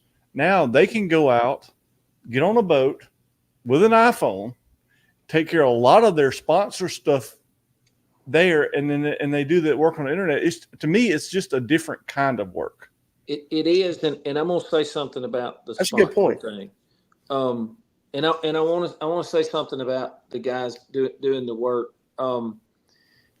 The reason I said that about the 62 and seeing 300 feet, this is the complaint from your old school guys. They're just going out there and trolling around till they see them. Okay. Well, if I can see 800 feet, hell, that's what I'm going to do. Right. So yeah. they feel, but listen, I fished with some of the best, okay, at live scope. Okay. I've been in the boat. Logan Parks he's one of the top guys with live scope. JT Tompkins, I hate to admit with all this stuff that's happened to him. Yes, I've been in the boat with JT Tompkins. Okay. We caught almost 30 pounds in the Brandon Belt tournament. I can assure you that we weren't just trolling around looking for them, okay? There was a rhyme and reason to what we're doing. You got all these high school kids right now. There's 150 of them out there, okay? You've got a couple of kids that's catching 70, 80 pounds a day, but the other 147 aren't. So they got good at it. But the reason I say that about not being able to see 800 feet is because you will get to a point to where you just go chase them around. Yeah. But here's what I want one person to do. This is the problem with our bass fishing community and our pros is everybody wants to give their opinion on what benefits them. I've yet to hear somebody that was good at live scope say, "Man, I think we do need to limit it. I think we do." I'm yet to hear somebody that's not good with live scope say, "No, I think we need to let them keep it, at least one transducer." Yeah. It doesn't happen. With that, Trent just put a comment up that might kind of get close to what you're saying right there. Pull that nut for me right there. What organizations should have done, in my opinion, is define the technology as it exists now 100%. and build out guidelines based on that so the technology does not surpass where it is now. 100%. So that's kind of like what you're saying. Yes, because listen, I know what's coming out with Garmin. Yeah. The Humminbird guys know what's coming out with Humminbird. They were there. They were over at y'all's place a couple of weeks ago. Okay. They know what's coming. I know what Garmin's got right after Humminbird announces that. I know what Garmin's putting out. Okay. It's absolutely ridiculous. Okay. And so, yes, Trent is exactly right. That's why I say I wish we could have limited it to, we're going to limit this to 80 feet, 100 feet, whatever. But, we didn't have a lot of this with the LSP 32. LSP 32 was good, but when the 34 came out, and then you could put the 34 in perspective, and then we had the 62, and you could see 800 feet, man, it just got ridiculous. I mean, Yeah, I agree. We should have done some limitations. I understand why the NPFL banned it because Yeah. I think that was what was best for their organization. Banning it's pretty strong. Yeah. I was going to ask your opinion on that. Here's what I say about the NPFL, and this will probably ruffle some feathers, but hell, I don't ever say anything. That ain't never bothered me before. I was going to say, I don't know, how's that different than any other time? Okay. I have always said that I do not consider the NPFL a professional organization. Okay. I talked to Brad this week, one of the owners of the NPFL. I said that very thing to him. Okay. That's not degrading the anglers that fish it because there's fishermen that fish it that fish the Bass Pro Tour and the Bass Masters. What I mean by that is you don't have to qualify to get there. Okay. Yeah. That's what I mean. I'm not downgrading the organization. They've got great anglers. But by God, they're the only one that's run professionally. Yeah. And Yeah. I know that they had a meeting yesterday and it did not go, so it was not professionally ran. But however, the majority of the decisions that they have made have been good decisions. And I've always felt like they looked out for their anglers. I know that a lot of their anglers did not want to ban live scope. And of course, that decision is yet to be seen. But I think the way that I analyzed that was, okay, if we got 100% of the people that watch tournament fishing, let's say that 60% of those 100% watch the Elite Series. They're Elite Series guys. Let's say Okay. let's say 60% of them are Bass Pro Tour and Elite Series. 60% of them just watch or Bass Pro Tour. Okay, I think only about 15% of them watched NPFL. But let me tell you something. When they ban live scope, and let's just say it's 50-50, 50% of the people hate live scope, 50% of them like it, well, they just gained 50% of the people. Not to mention, they just gained a percentage of people that wants to see them fail and a percentage of people that wants to see them succeed. Yeah. So yeah, you're going to get the haters and the people that like it watching it, for sure. I mean, but you feel like, I'm going to clarify this, for the NPFL, that was the right decision. I think business-wise. Yes. Business-wise for their organization. Now, do I think it's temporary? Yes. I think it's temporary. Listen, I had 3 anglers. I will not call their name, but I can tell you this. They're 3 extremely famous anglers. Call me today and ask me for Brad's number to go fishing. I've got one that is leaving his organization.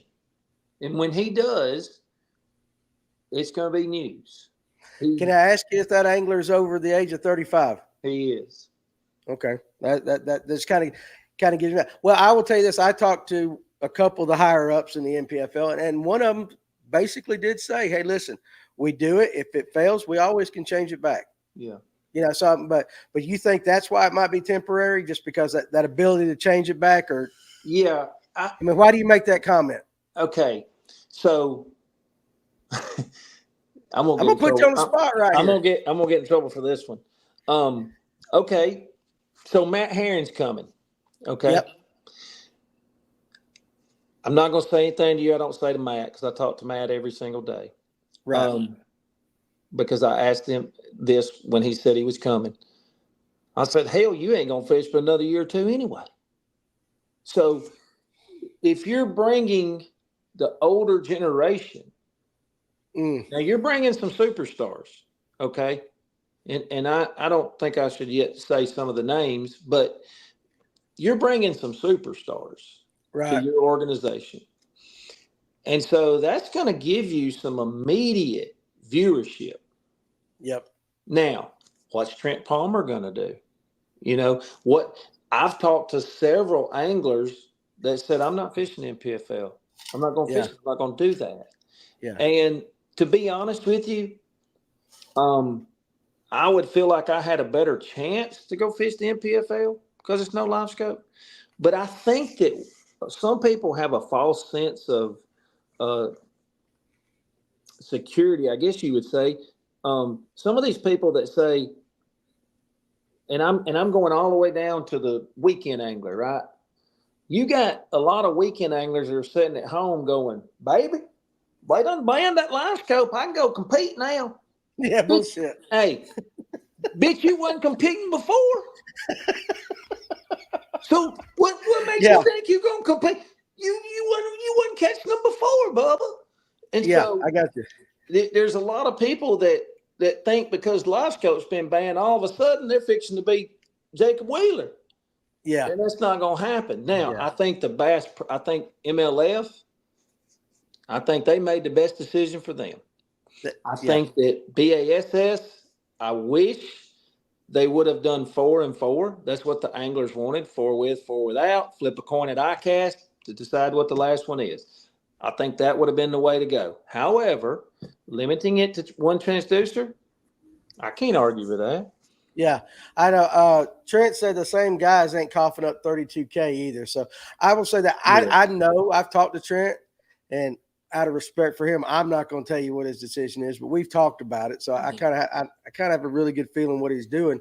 I think Trent's situation is a little different, and he was a sponsor, a big sponsor. So, there's other guys. So Trent's whole situation that's a separate ball of wax when it comes to that. Yeah. Of the three trails, you kind of mentioned what all of them did, but which one really stirs your interest? Is it the MPFL with no forward facing, or what? The Bass Pro Tour? Because to me, Andy Morgan is one of the best fishermen in the world. Okay. My son is 17 years old and he has no clue anything about Andy Morgan. Now, he knows what he's seen watching videos and stuff. Right. But Ott Defoe, people like that, to me, because now you've limited it to one period, Andy Morgan can go flip all day and still have a chance to win. Before, Andy Morgan didn't have a shot to win. Now, we can say, and there are exceptions and heavy hitters. Jordan caught him on a frog. I get it. There's exceptions. But for the most part, no. And listen, the guys at the Bass Pro Tour that wanted to do it, let me tell you something.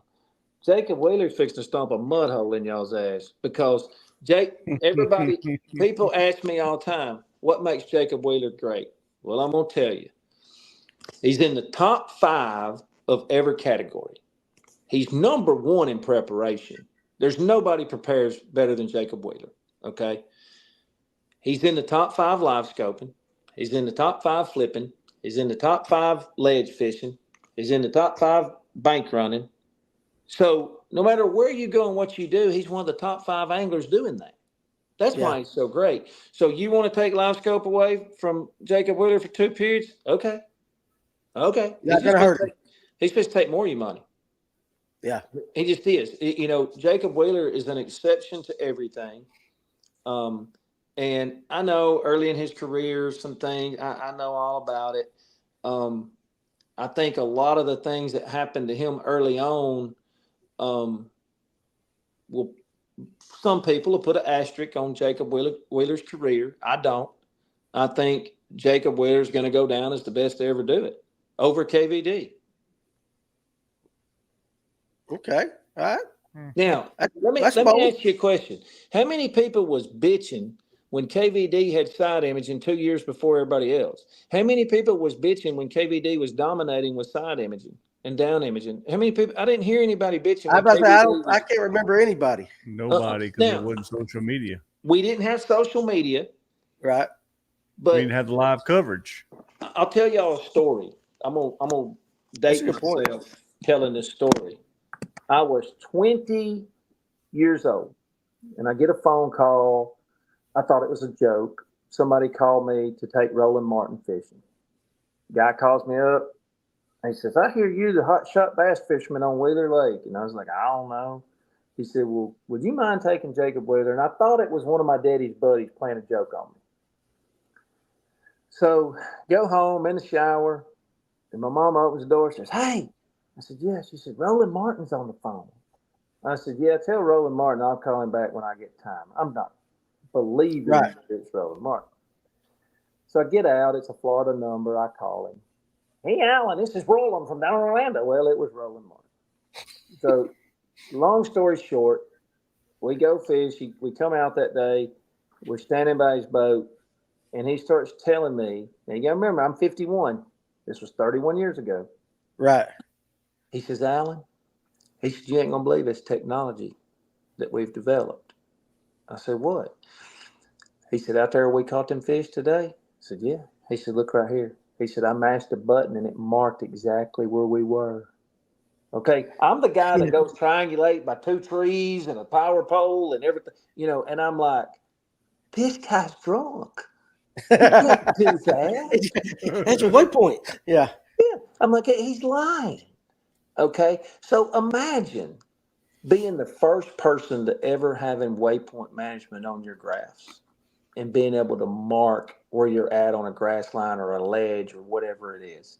The advantages that you would have from that. Yeah. I got to take Roland again this year. I took him smallmouth fishing, and I didn't bring any camera, nothing to record, and I regret it because it was the best fishing trip I've ever been on to hear the stories of things that Roland Martin did. You had Scott Martin on your live, and I was Yeah. sitting back listening to that. I heard some of the stories you were telling, and I was just sitting back, just grinning like a possum when you were saying that. Those are your stories to tell. But I watched that live when he popped on, and I was listening to that. He got to telling me about all his second place finishes. I didn't realize how many wins he would have had. Yeah. So I'll tell you one of them. Back then, sports writers could come with them and they could fish and they'd count their fish against each other. They could keep them. So Roland Martin he's winning this tournament and he's got it was on the Tennessee River, I think. And he gets to tell me about it. And he said, I had it won. He said, my sports writer said he's fishing. They get to the weigh-in. And that guy had put a fish on Roland's side of the live well. Now, Roland didn't have anything less than 3 pounds, okay? It was 1.5 pound fish. So they know which fish it is. Right. But the rules say that you can't have over 5 fish in your possession. And they disqualified him. And he still finished second. Did he just lose that day's catch? He just lost that day's catch. Yeah. And still finished second. Still finished second. Listen, the man can fish. That's back in your time now. You're from Okeechobee down that way, right? Kissimmee? Yeah. You're down there. So, yeah, you roll them. And those are guys I grew up watching. But granted, we didn't get to watch them every day. We watched them on a Saturday or That's right. Hank Parker, all of them. Roland Martin. I got to call Hank. Hank told me he'd be on this thing. Hey, do me a favor, Ken. I got a question for Slick, but there was also a question from Andy Anderson. If you could scroll up about this tournament. He's put it on there twice. That's Brooks Anderson? Yes. Yeah, I'm gonna say if you don't, you should. He's gonna be good. Keep on going up. It's about that big tournament thing that's going on. That's it, but going up one more. He's got one before that. Keep scrolling up. Keep on going. Keep on. Right there. No, hell no. It's about this. Okay, that tournament that's going on over there. What is it? The United there it is, right there. Ultimate Anglers. Yeah. Angler. Okay, yeah. So Slick saw you on the podcast about the Ultimate Anglers / United Pros. Good to see this event getting promoted. Oh, hell, I didn't see this part. Any chance we could talk with Susan and Danny and we could get a booth to do a live broadcast at the event? I didn't see that bottom part. Hell, I would go do a live broadcast, but tell everybody about that. I'll go ahead and answer that. Yes. Yes, we could? Yes. Well, shit, hell, we'll do that then. All right, but tell everybody that don't know about that a little bit about that event. So what happened was some guys got together and they kept it hush hush because and anytime that the state gives you $1 million, you got to keep it hush hush because Chase Anderson is not happy about this. Okay, so the state of Alabama gives Unified Pros $1 million and says, okay, we're going to give this to you to have a tournament on Guntersville Lake every single year. First place is $500,000. The way you qualify for it right now, all of that's going to be changed to add more ways to qualify. Right now, BFL Regional, ABA Top 150s, Toyota Series, MLF Invitationals, Bass Pro Tour, Bassmaster Opens, and the Elite Series. And college, Bassmaster College National Championship, and the Alabama Bass Trail.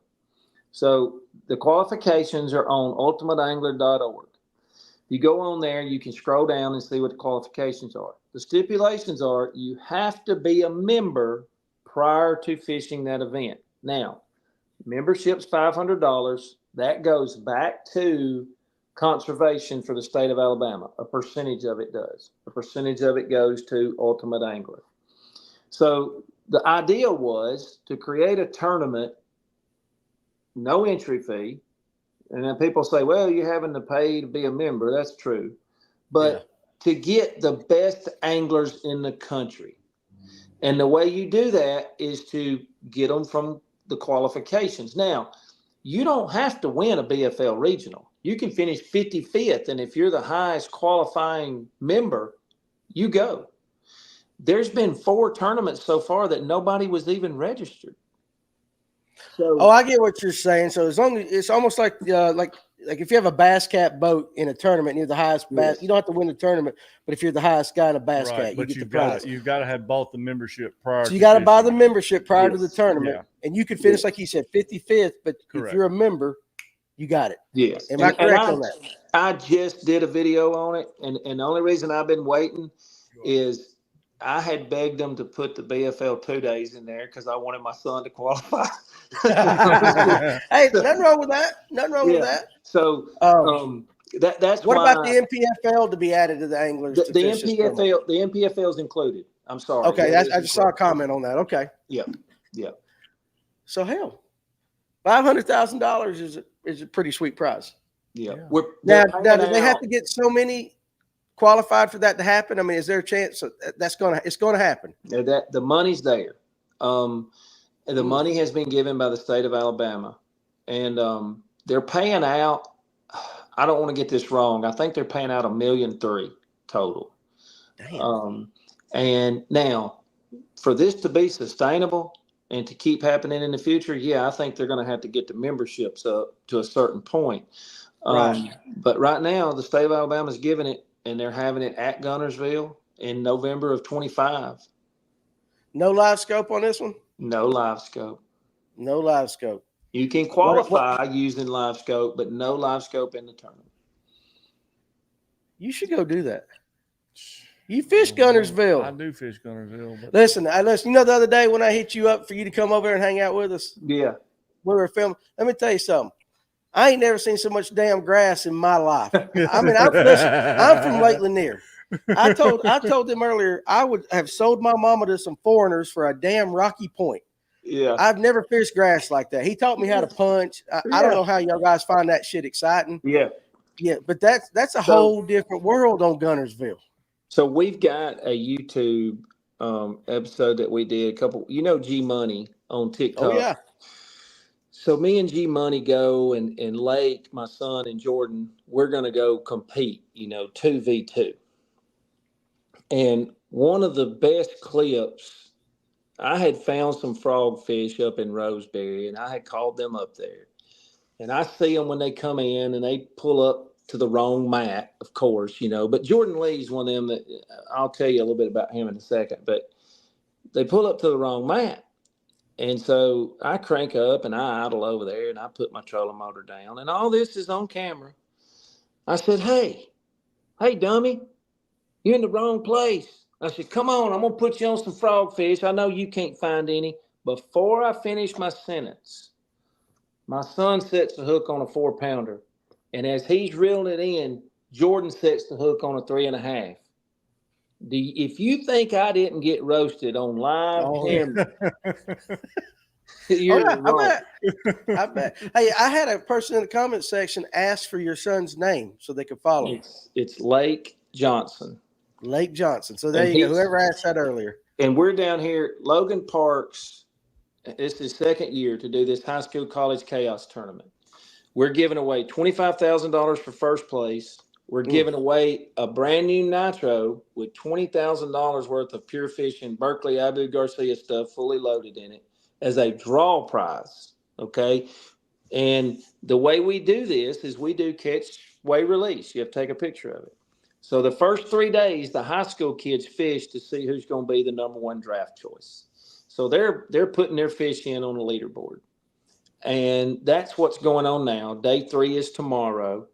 And then what'll happen is Friday, our college anglers will draft a high school angler. So it'll be a high school and a college angler in a boat. Sunday, they'll get to practice Saturday. Sunday, we have 3 periods. And we cut down to the final period. Now, here's the kicker. Our leaderboard will get about 200,000 views.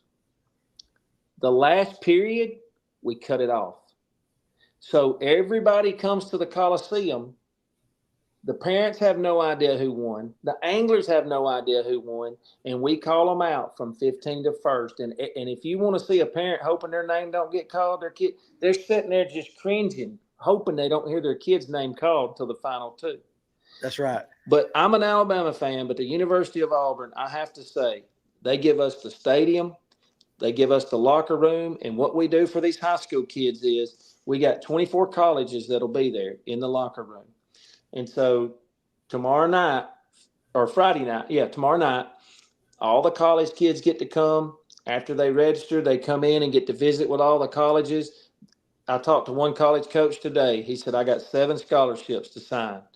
And so it allows these kids to be able to be seen, because how much are you going to be seen going and fishing a Bass Nation tournament in your state? You know, This way the college coaches can see, they can watch the leaderboard, see what you're doing, and they can kind of follow you and meet you. And then we take the kids out on the football field. They get to get their picture taken on the football field. And it's a cool thing. We do 150 high school, 150 college, and we'll pay 15 places, and it's a pretty big deal. That's pretty cool. And one thing, just in listening, and then some of our other guests have been on, your state seems to put an effort into the fisheries, into that economy, the fishing industry, whereas Georgia, we don't. And I think it like really shines when you watch another state. I'm not saying that our state don't do things, but compare like that, those kind of events. Yes. Have you heard of one of those in Georgia or anything like that? Or the state of Georgia giving $1 million? The most 2 I hear is Alabama and Texas.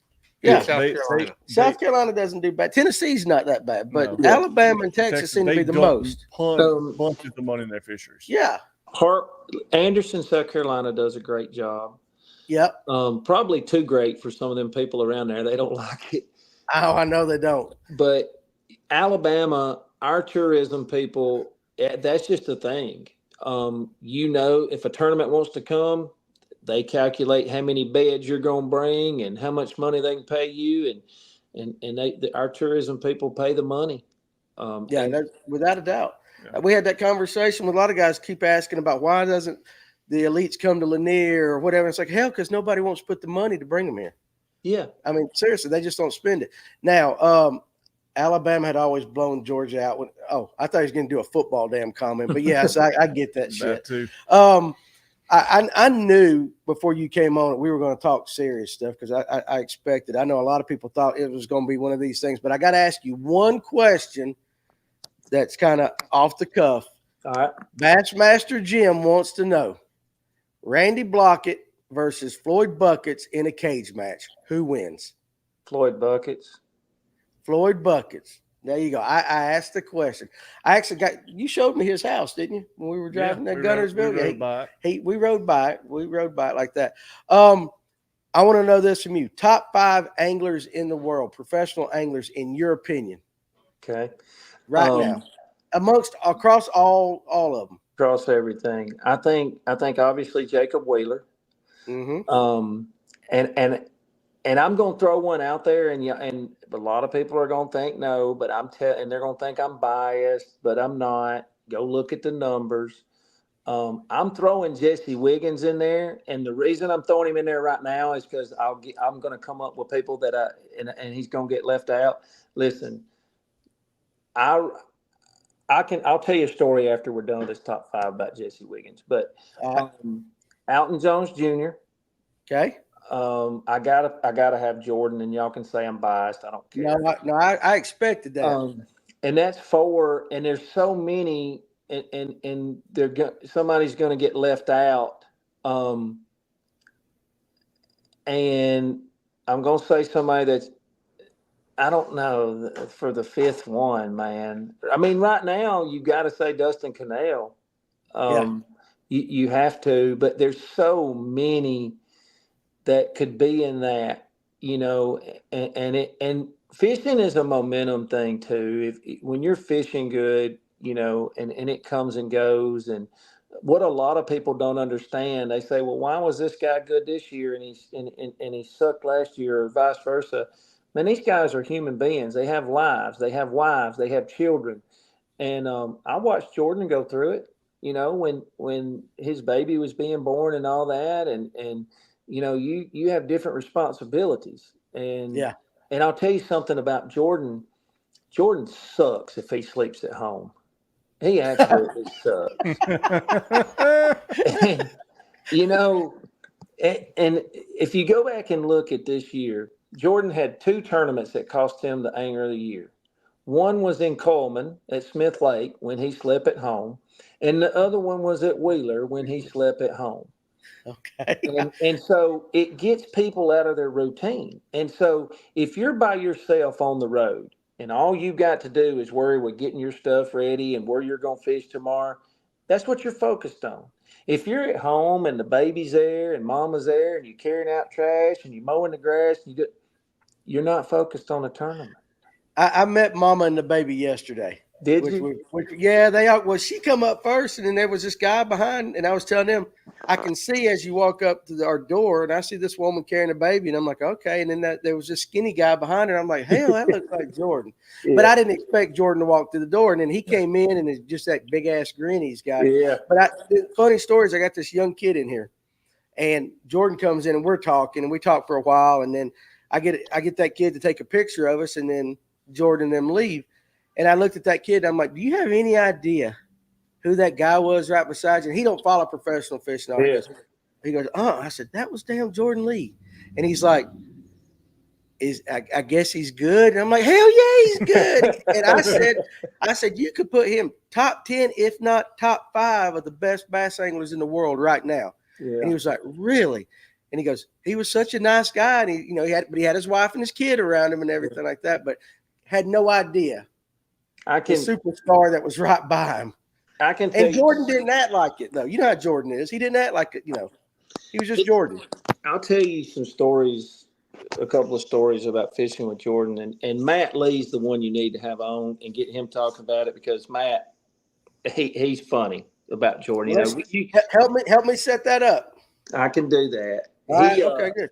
You just be riding down the river. We're going to go flipping.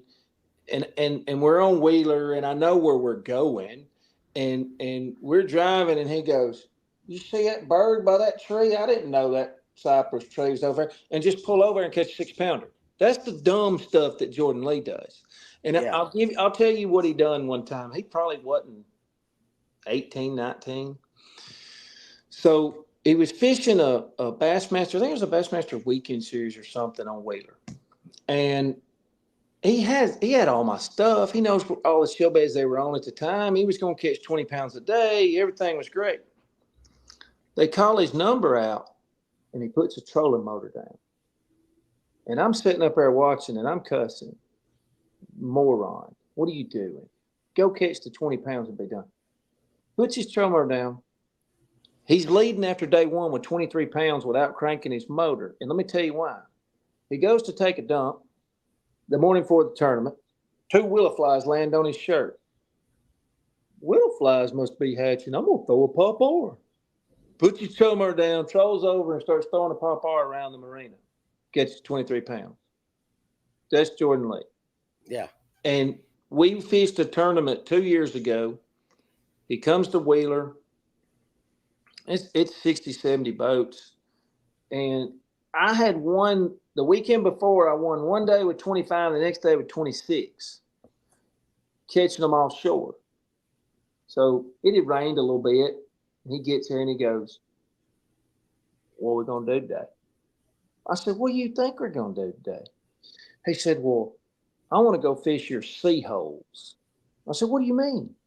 He said, "Well, ain't you got like some drains and stuff? It rained a little bit last night. Let's just go upriver and fish some stuff you ain't fished in years." I said, "Jordan, I'd like to win." He goes, "Well, we can always go do that. Just go show me some stuff you ain't never shown me before." I said, "Okay." So we're in his little aluminum boat. Okay. No, we was in his Ranger. It was in his Ranger, his fiberglass boat. We was in his boat. So we take off and I go to this first drain and we pull up there and I'm fishing and he skips a jig place nobody else could skip it and he catches a 3.5 pounder. He swings it in the bottom. So I take it off. I'm going to put it in a live well. Well, MLF, they don't put their fish in a live well, right? They don't use their live well. I go to open his live well, and it took me 15 minutes to get the trash, the spit bottles, the water bottles, everything else out of live well. I was throwing all that in the floor just so I could put water in the live well. Okay, so I get it done. He's done caught another one.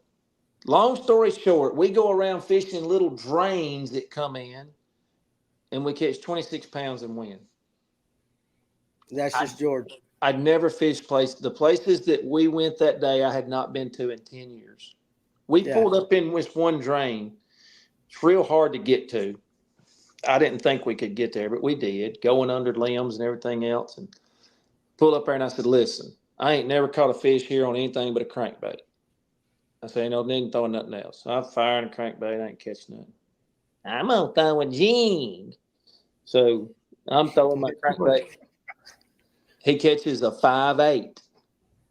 I'm like, well, that was luck. So I'm firing up in there and we get it in. A few minutes later, he catches a 5.6. I said, "Are you kidding?" So, you're not going to catch more than one or two fish out of these drains. You might as well go. So I'm starting to troll out. He goes, "You're not going to let me flip that stuff back there?" I said, "Jordan, dude, it's a foot. It ain't even a foot deep. Let's go to the net. Just let me flip it one time, Slick. I just want to flip one time." Flips back there, catches 3.5. I said, "Oh my goodness." Some people are just born with it. He's got it. He's got it. He's got You it. were going to tell us a story about Jesse. Okay, so Jesse, 2011 probably. No, it was later than that. It's probably 14, 15. Anyway, we had this little tournament we called Top Rod. Okay, and it was all the guys that fish professionally or had fished professionally or were going to fish.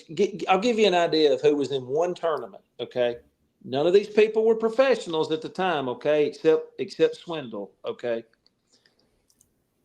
Swindle, Jesse Wiggins, Justin Adkins, Justin Lucas, Matt Lee, Jordan Lee,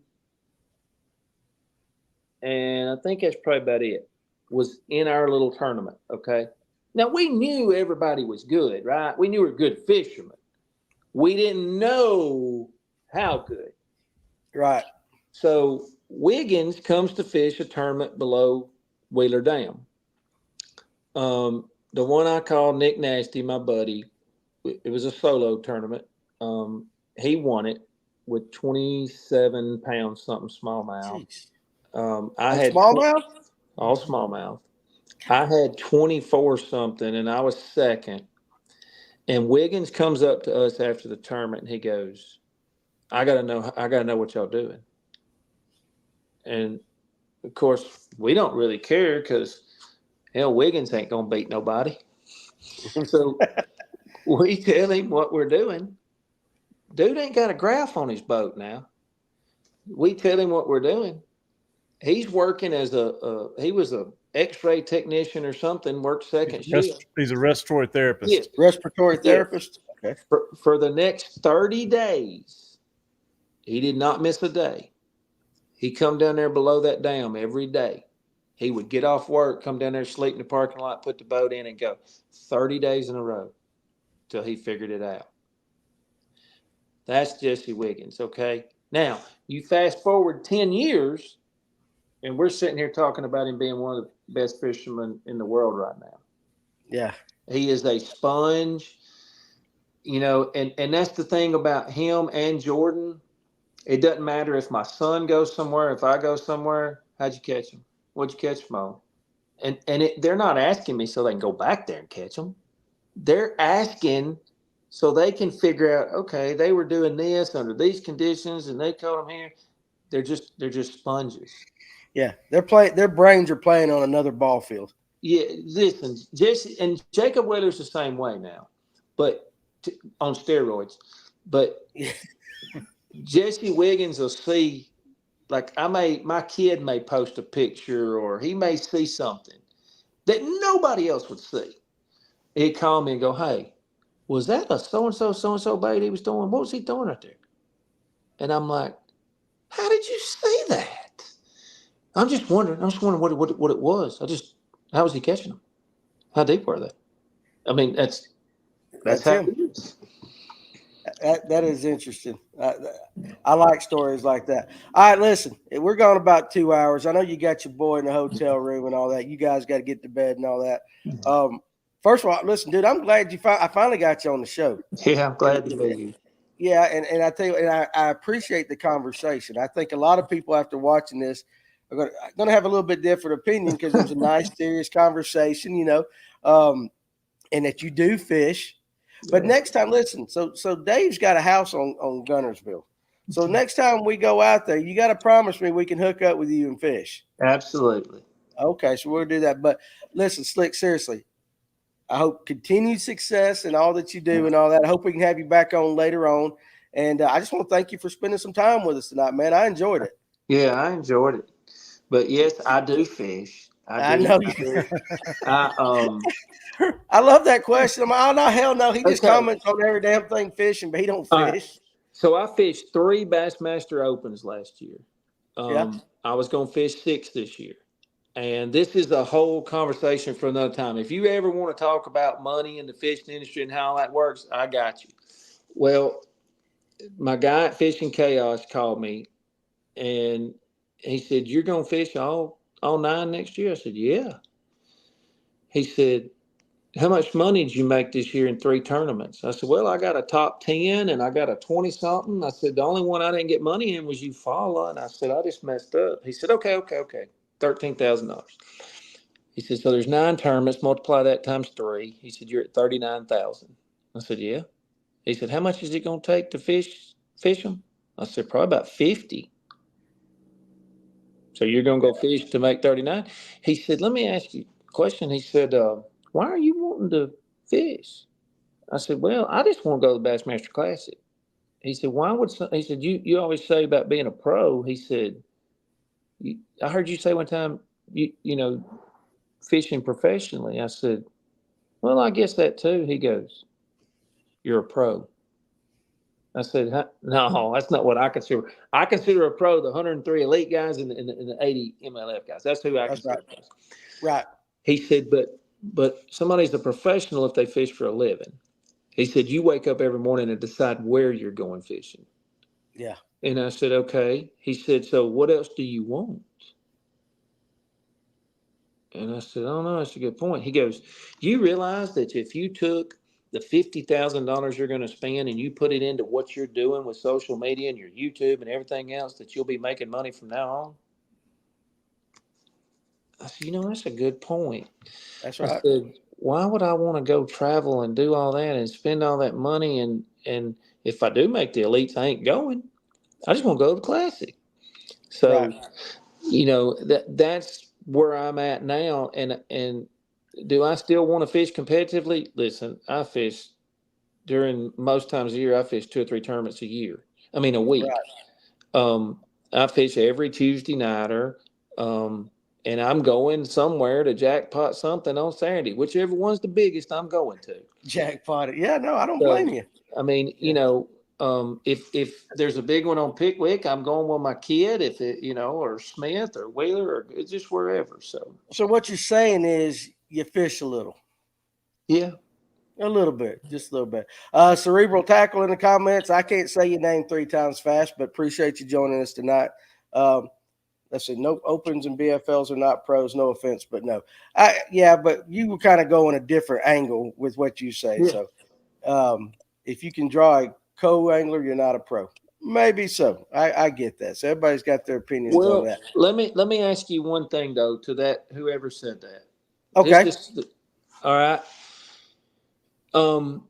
If you do something for a living, you are a professional at that.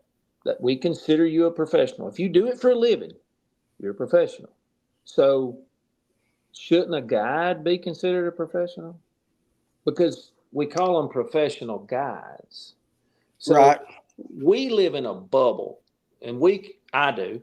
And I can, when I guess I need to find a different term for professional, because I guess it needs to be the top elite guys, like the Elite Series guys, the Bass Pro Tour guys. But if you think for 1 second somebody like Clark Ream is not a professional, you're dead wrong, because the dude for 25 years has made a living fishing. Yeah. And so if we're going to say that you're not a professional unless you fish the Elite Series or the Bass Pro Tour, so KVD is not a pro. Because he don't fish it no more. That's right. The people that have gotten out, are we considering it Todd Castledine? Are we saying he's not a pro? Because he's a pro. There's a lot of people that don't fish the Elite Series, that don't fish the Bass Pro Tour, that I still think are professional. James Watson was fishing the MLF. He got kicked out because him and Boyd's little thing. He's a pro. So okay. He's got a response in the comment section. Is it hell? We might as well go with this while we're running with it. So if you don't mind staying for another minute or two, no, is it a profession?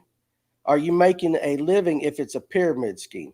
Professional fishing is the largest, most accepted pyramid scheme on the planet. Okay, to an extent, you might say that if you don't understand what you're talking about. And I mean that in the kindest of ways.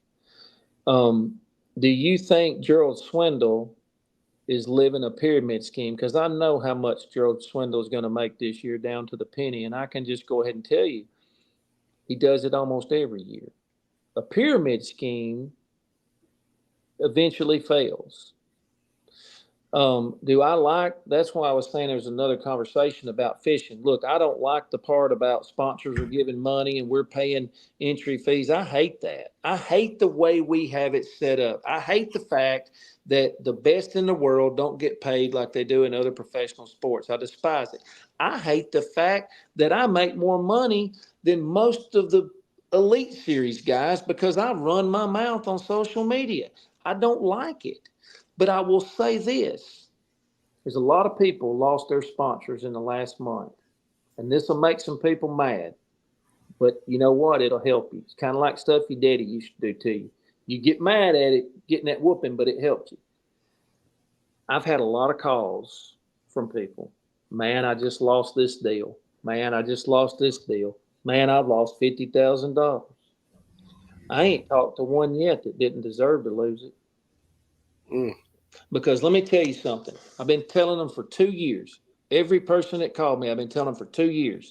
You got to get your social media numbers up. You got to be able to sell product. You got to be able to get in front of people.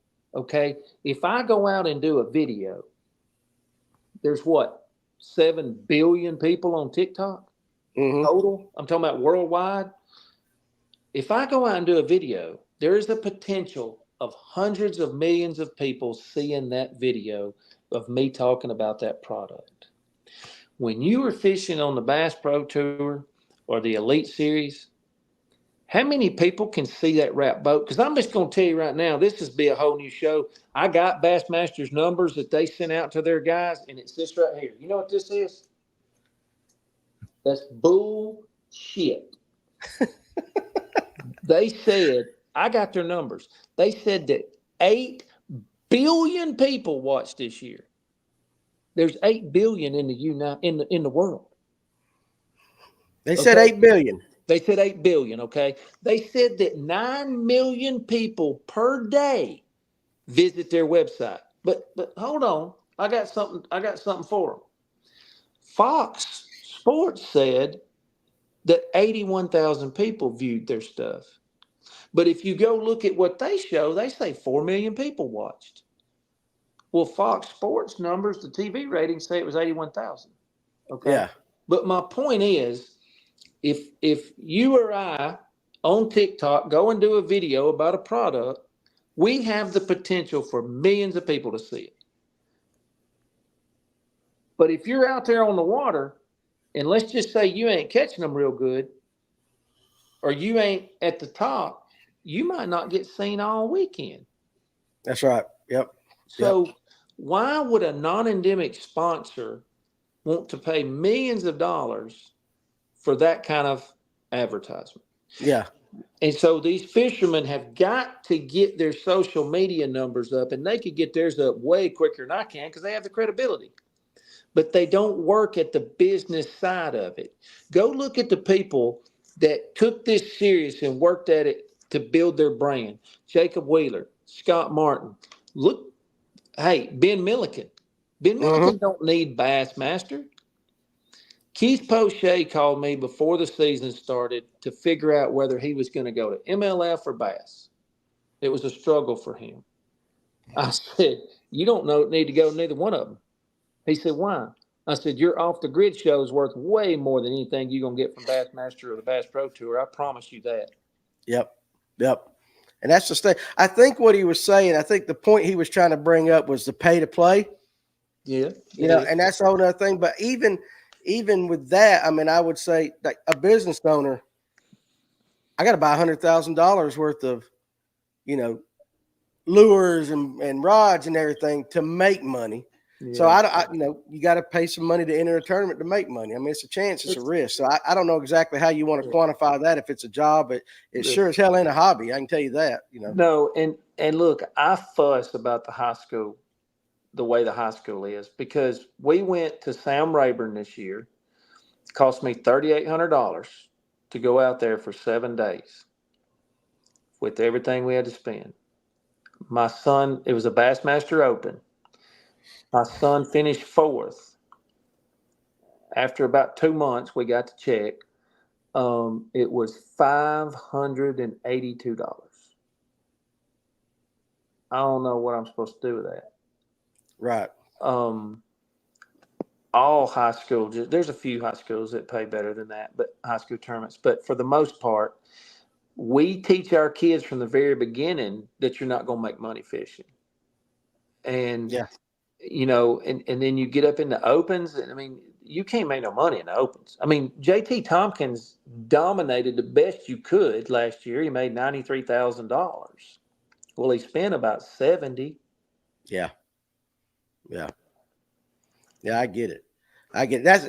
We might have to bring you back one time and do a whole breakdown on the money thing, because I know that there's 2 hours worth of talking about that shit right there. Yeah, absolutely. So I get it. So anyway, but I appreciate everybody watching. But Slick, I'm gonna let you go. All right. Like I said, you got your boy with you and all that. Best of luck in he's fishing tomorrow, right? Yeah. Good luck, Blake. Thank you. He said it's not a hobby, it's legal prison love. Hell, it might be. Cerebral, we'll have another podcast on that where we can actually spend some time with that. But let's Slick, dude, I appreciate all you do. All right. Glad I know you. And next time we come to Guntersville, your ass better be on a boat with one of us. I'll be there. All right, man. We appreciate it. Good night. We'll see you. Thank you, Blake. All right, guys. So with that, hey, listen, I honestly think that entire conversation might have surprised some people, because a lot of people thought tonight was going to be 2 hours of Slick just bashing everything and all that. And listen, hey, he's a confident man. I'm not going to lie to you about that, but he knows what he's doing. He's got an opinion. He puts it out there, right or wrong. That's up for you to decide. But I've always liked him ever since we met and all that. We've always had a pretty good relationship with him and all that. He didn't run from anything. Huh? He doesn't run from anything. Shit, no, he don't. No, he's good. So with that, Ken. Yep. You did a hell of a job in an emergency board situation tonight. So I promise you, next time you come up here, we're not going to put you to work. Felt like I was dating 4 girls in one night. There's nothing wrong with that. Listen, of all people that can handle 4 girls in one night, it's got to be you, because your last name's Pruitt. Oh, we got to stay strong, bro. like that. So anyway, you guys, hey, listen, appreciate you. Next Tuesday on the live well, I got Dylan Akins, who just won the Bassmaster College Classic, coming on. So we're going to talk to him about that. If you're on the water, if you're fishing the Scott Barnes tournament, I hope I see you out there, because I'm going to be fishing with Kevin Underwood this Saturday. Come by and say, hey, let's speak, let's talk. And the rest of you, if you're on the water, be careful. Enjoy your weekend, and we'll see you next week. You guys have a good evening.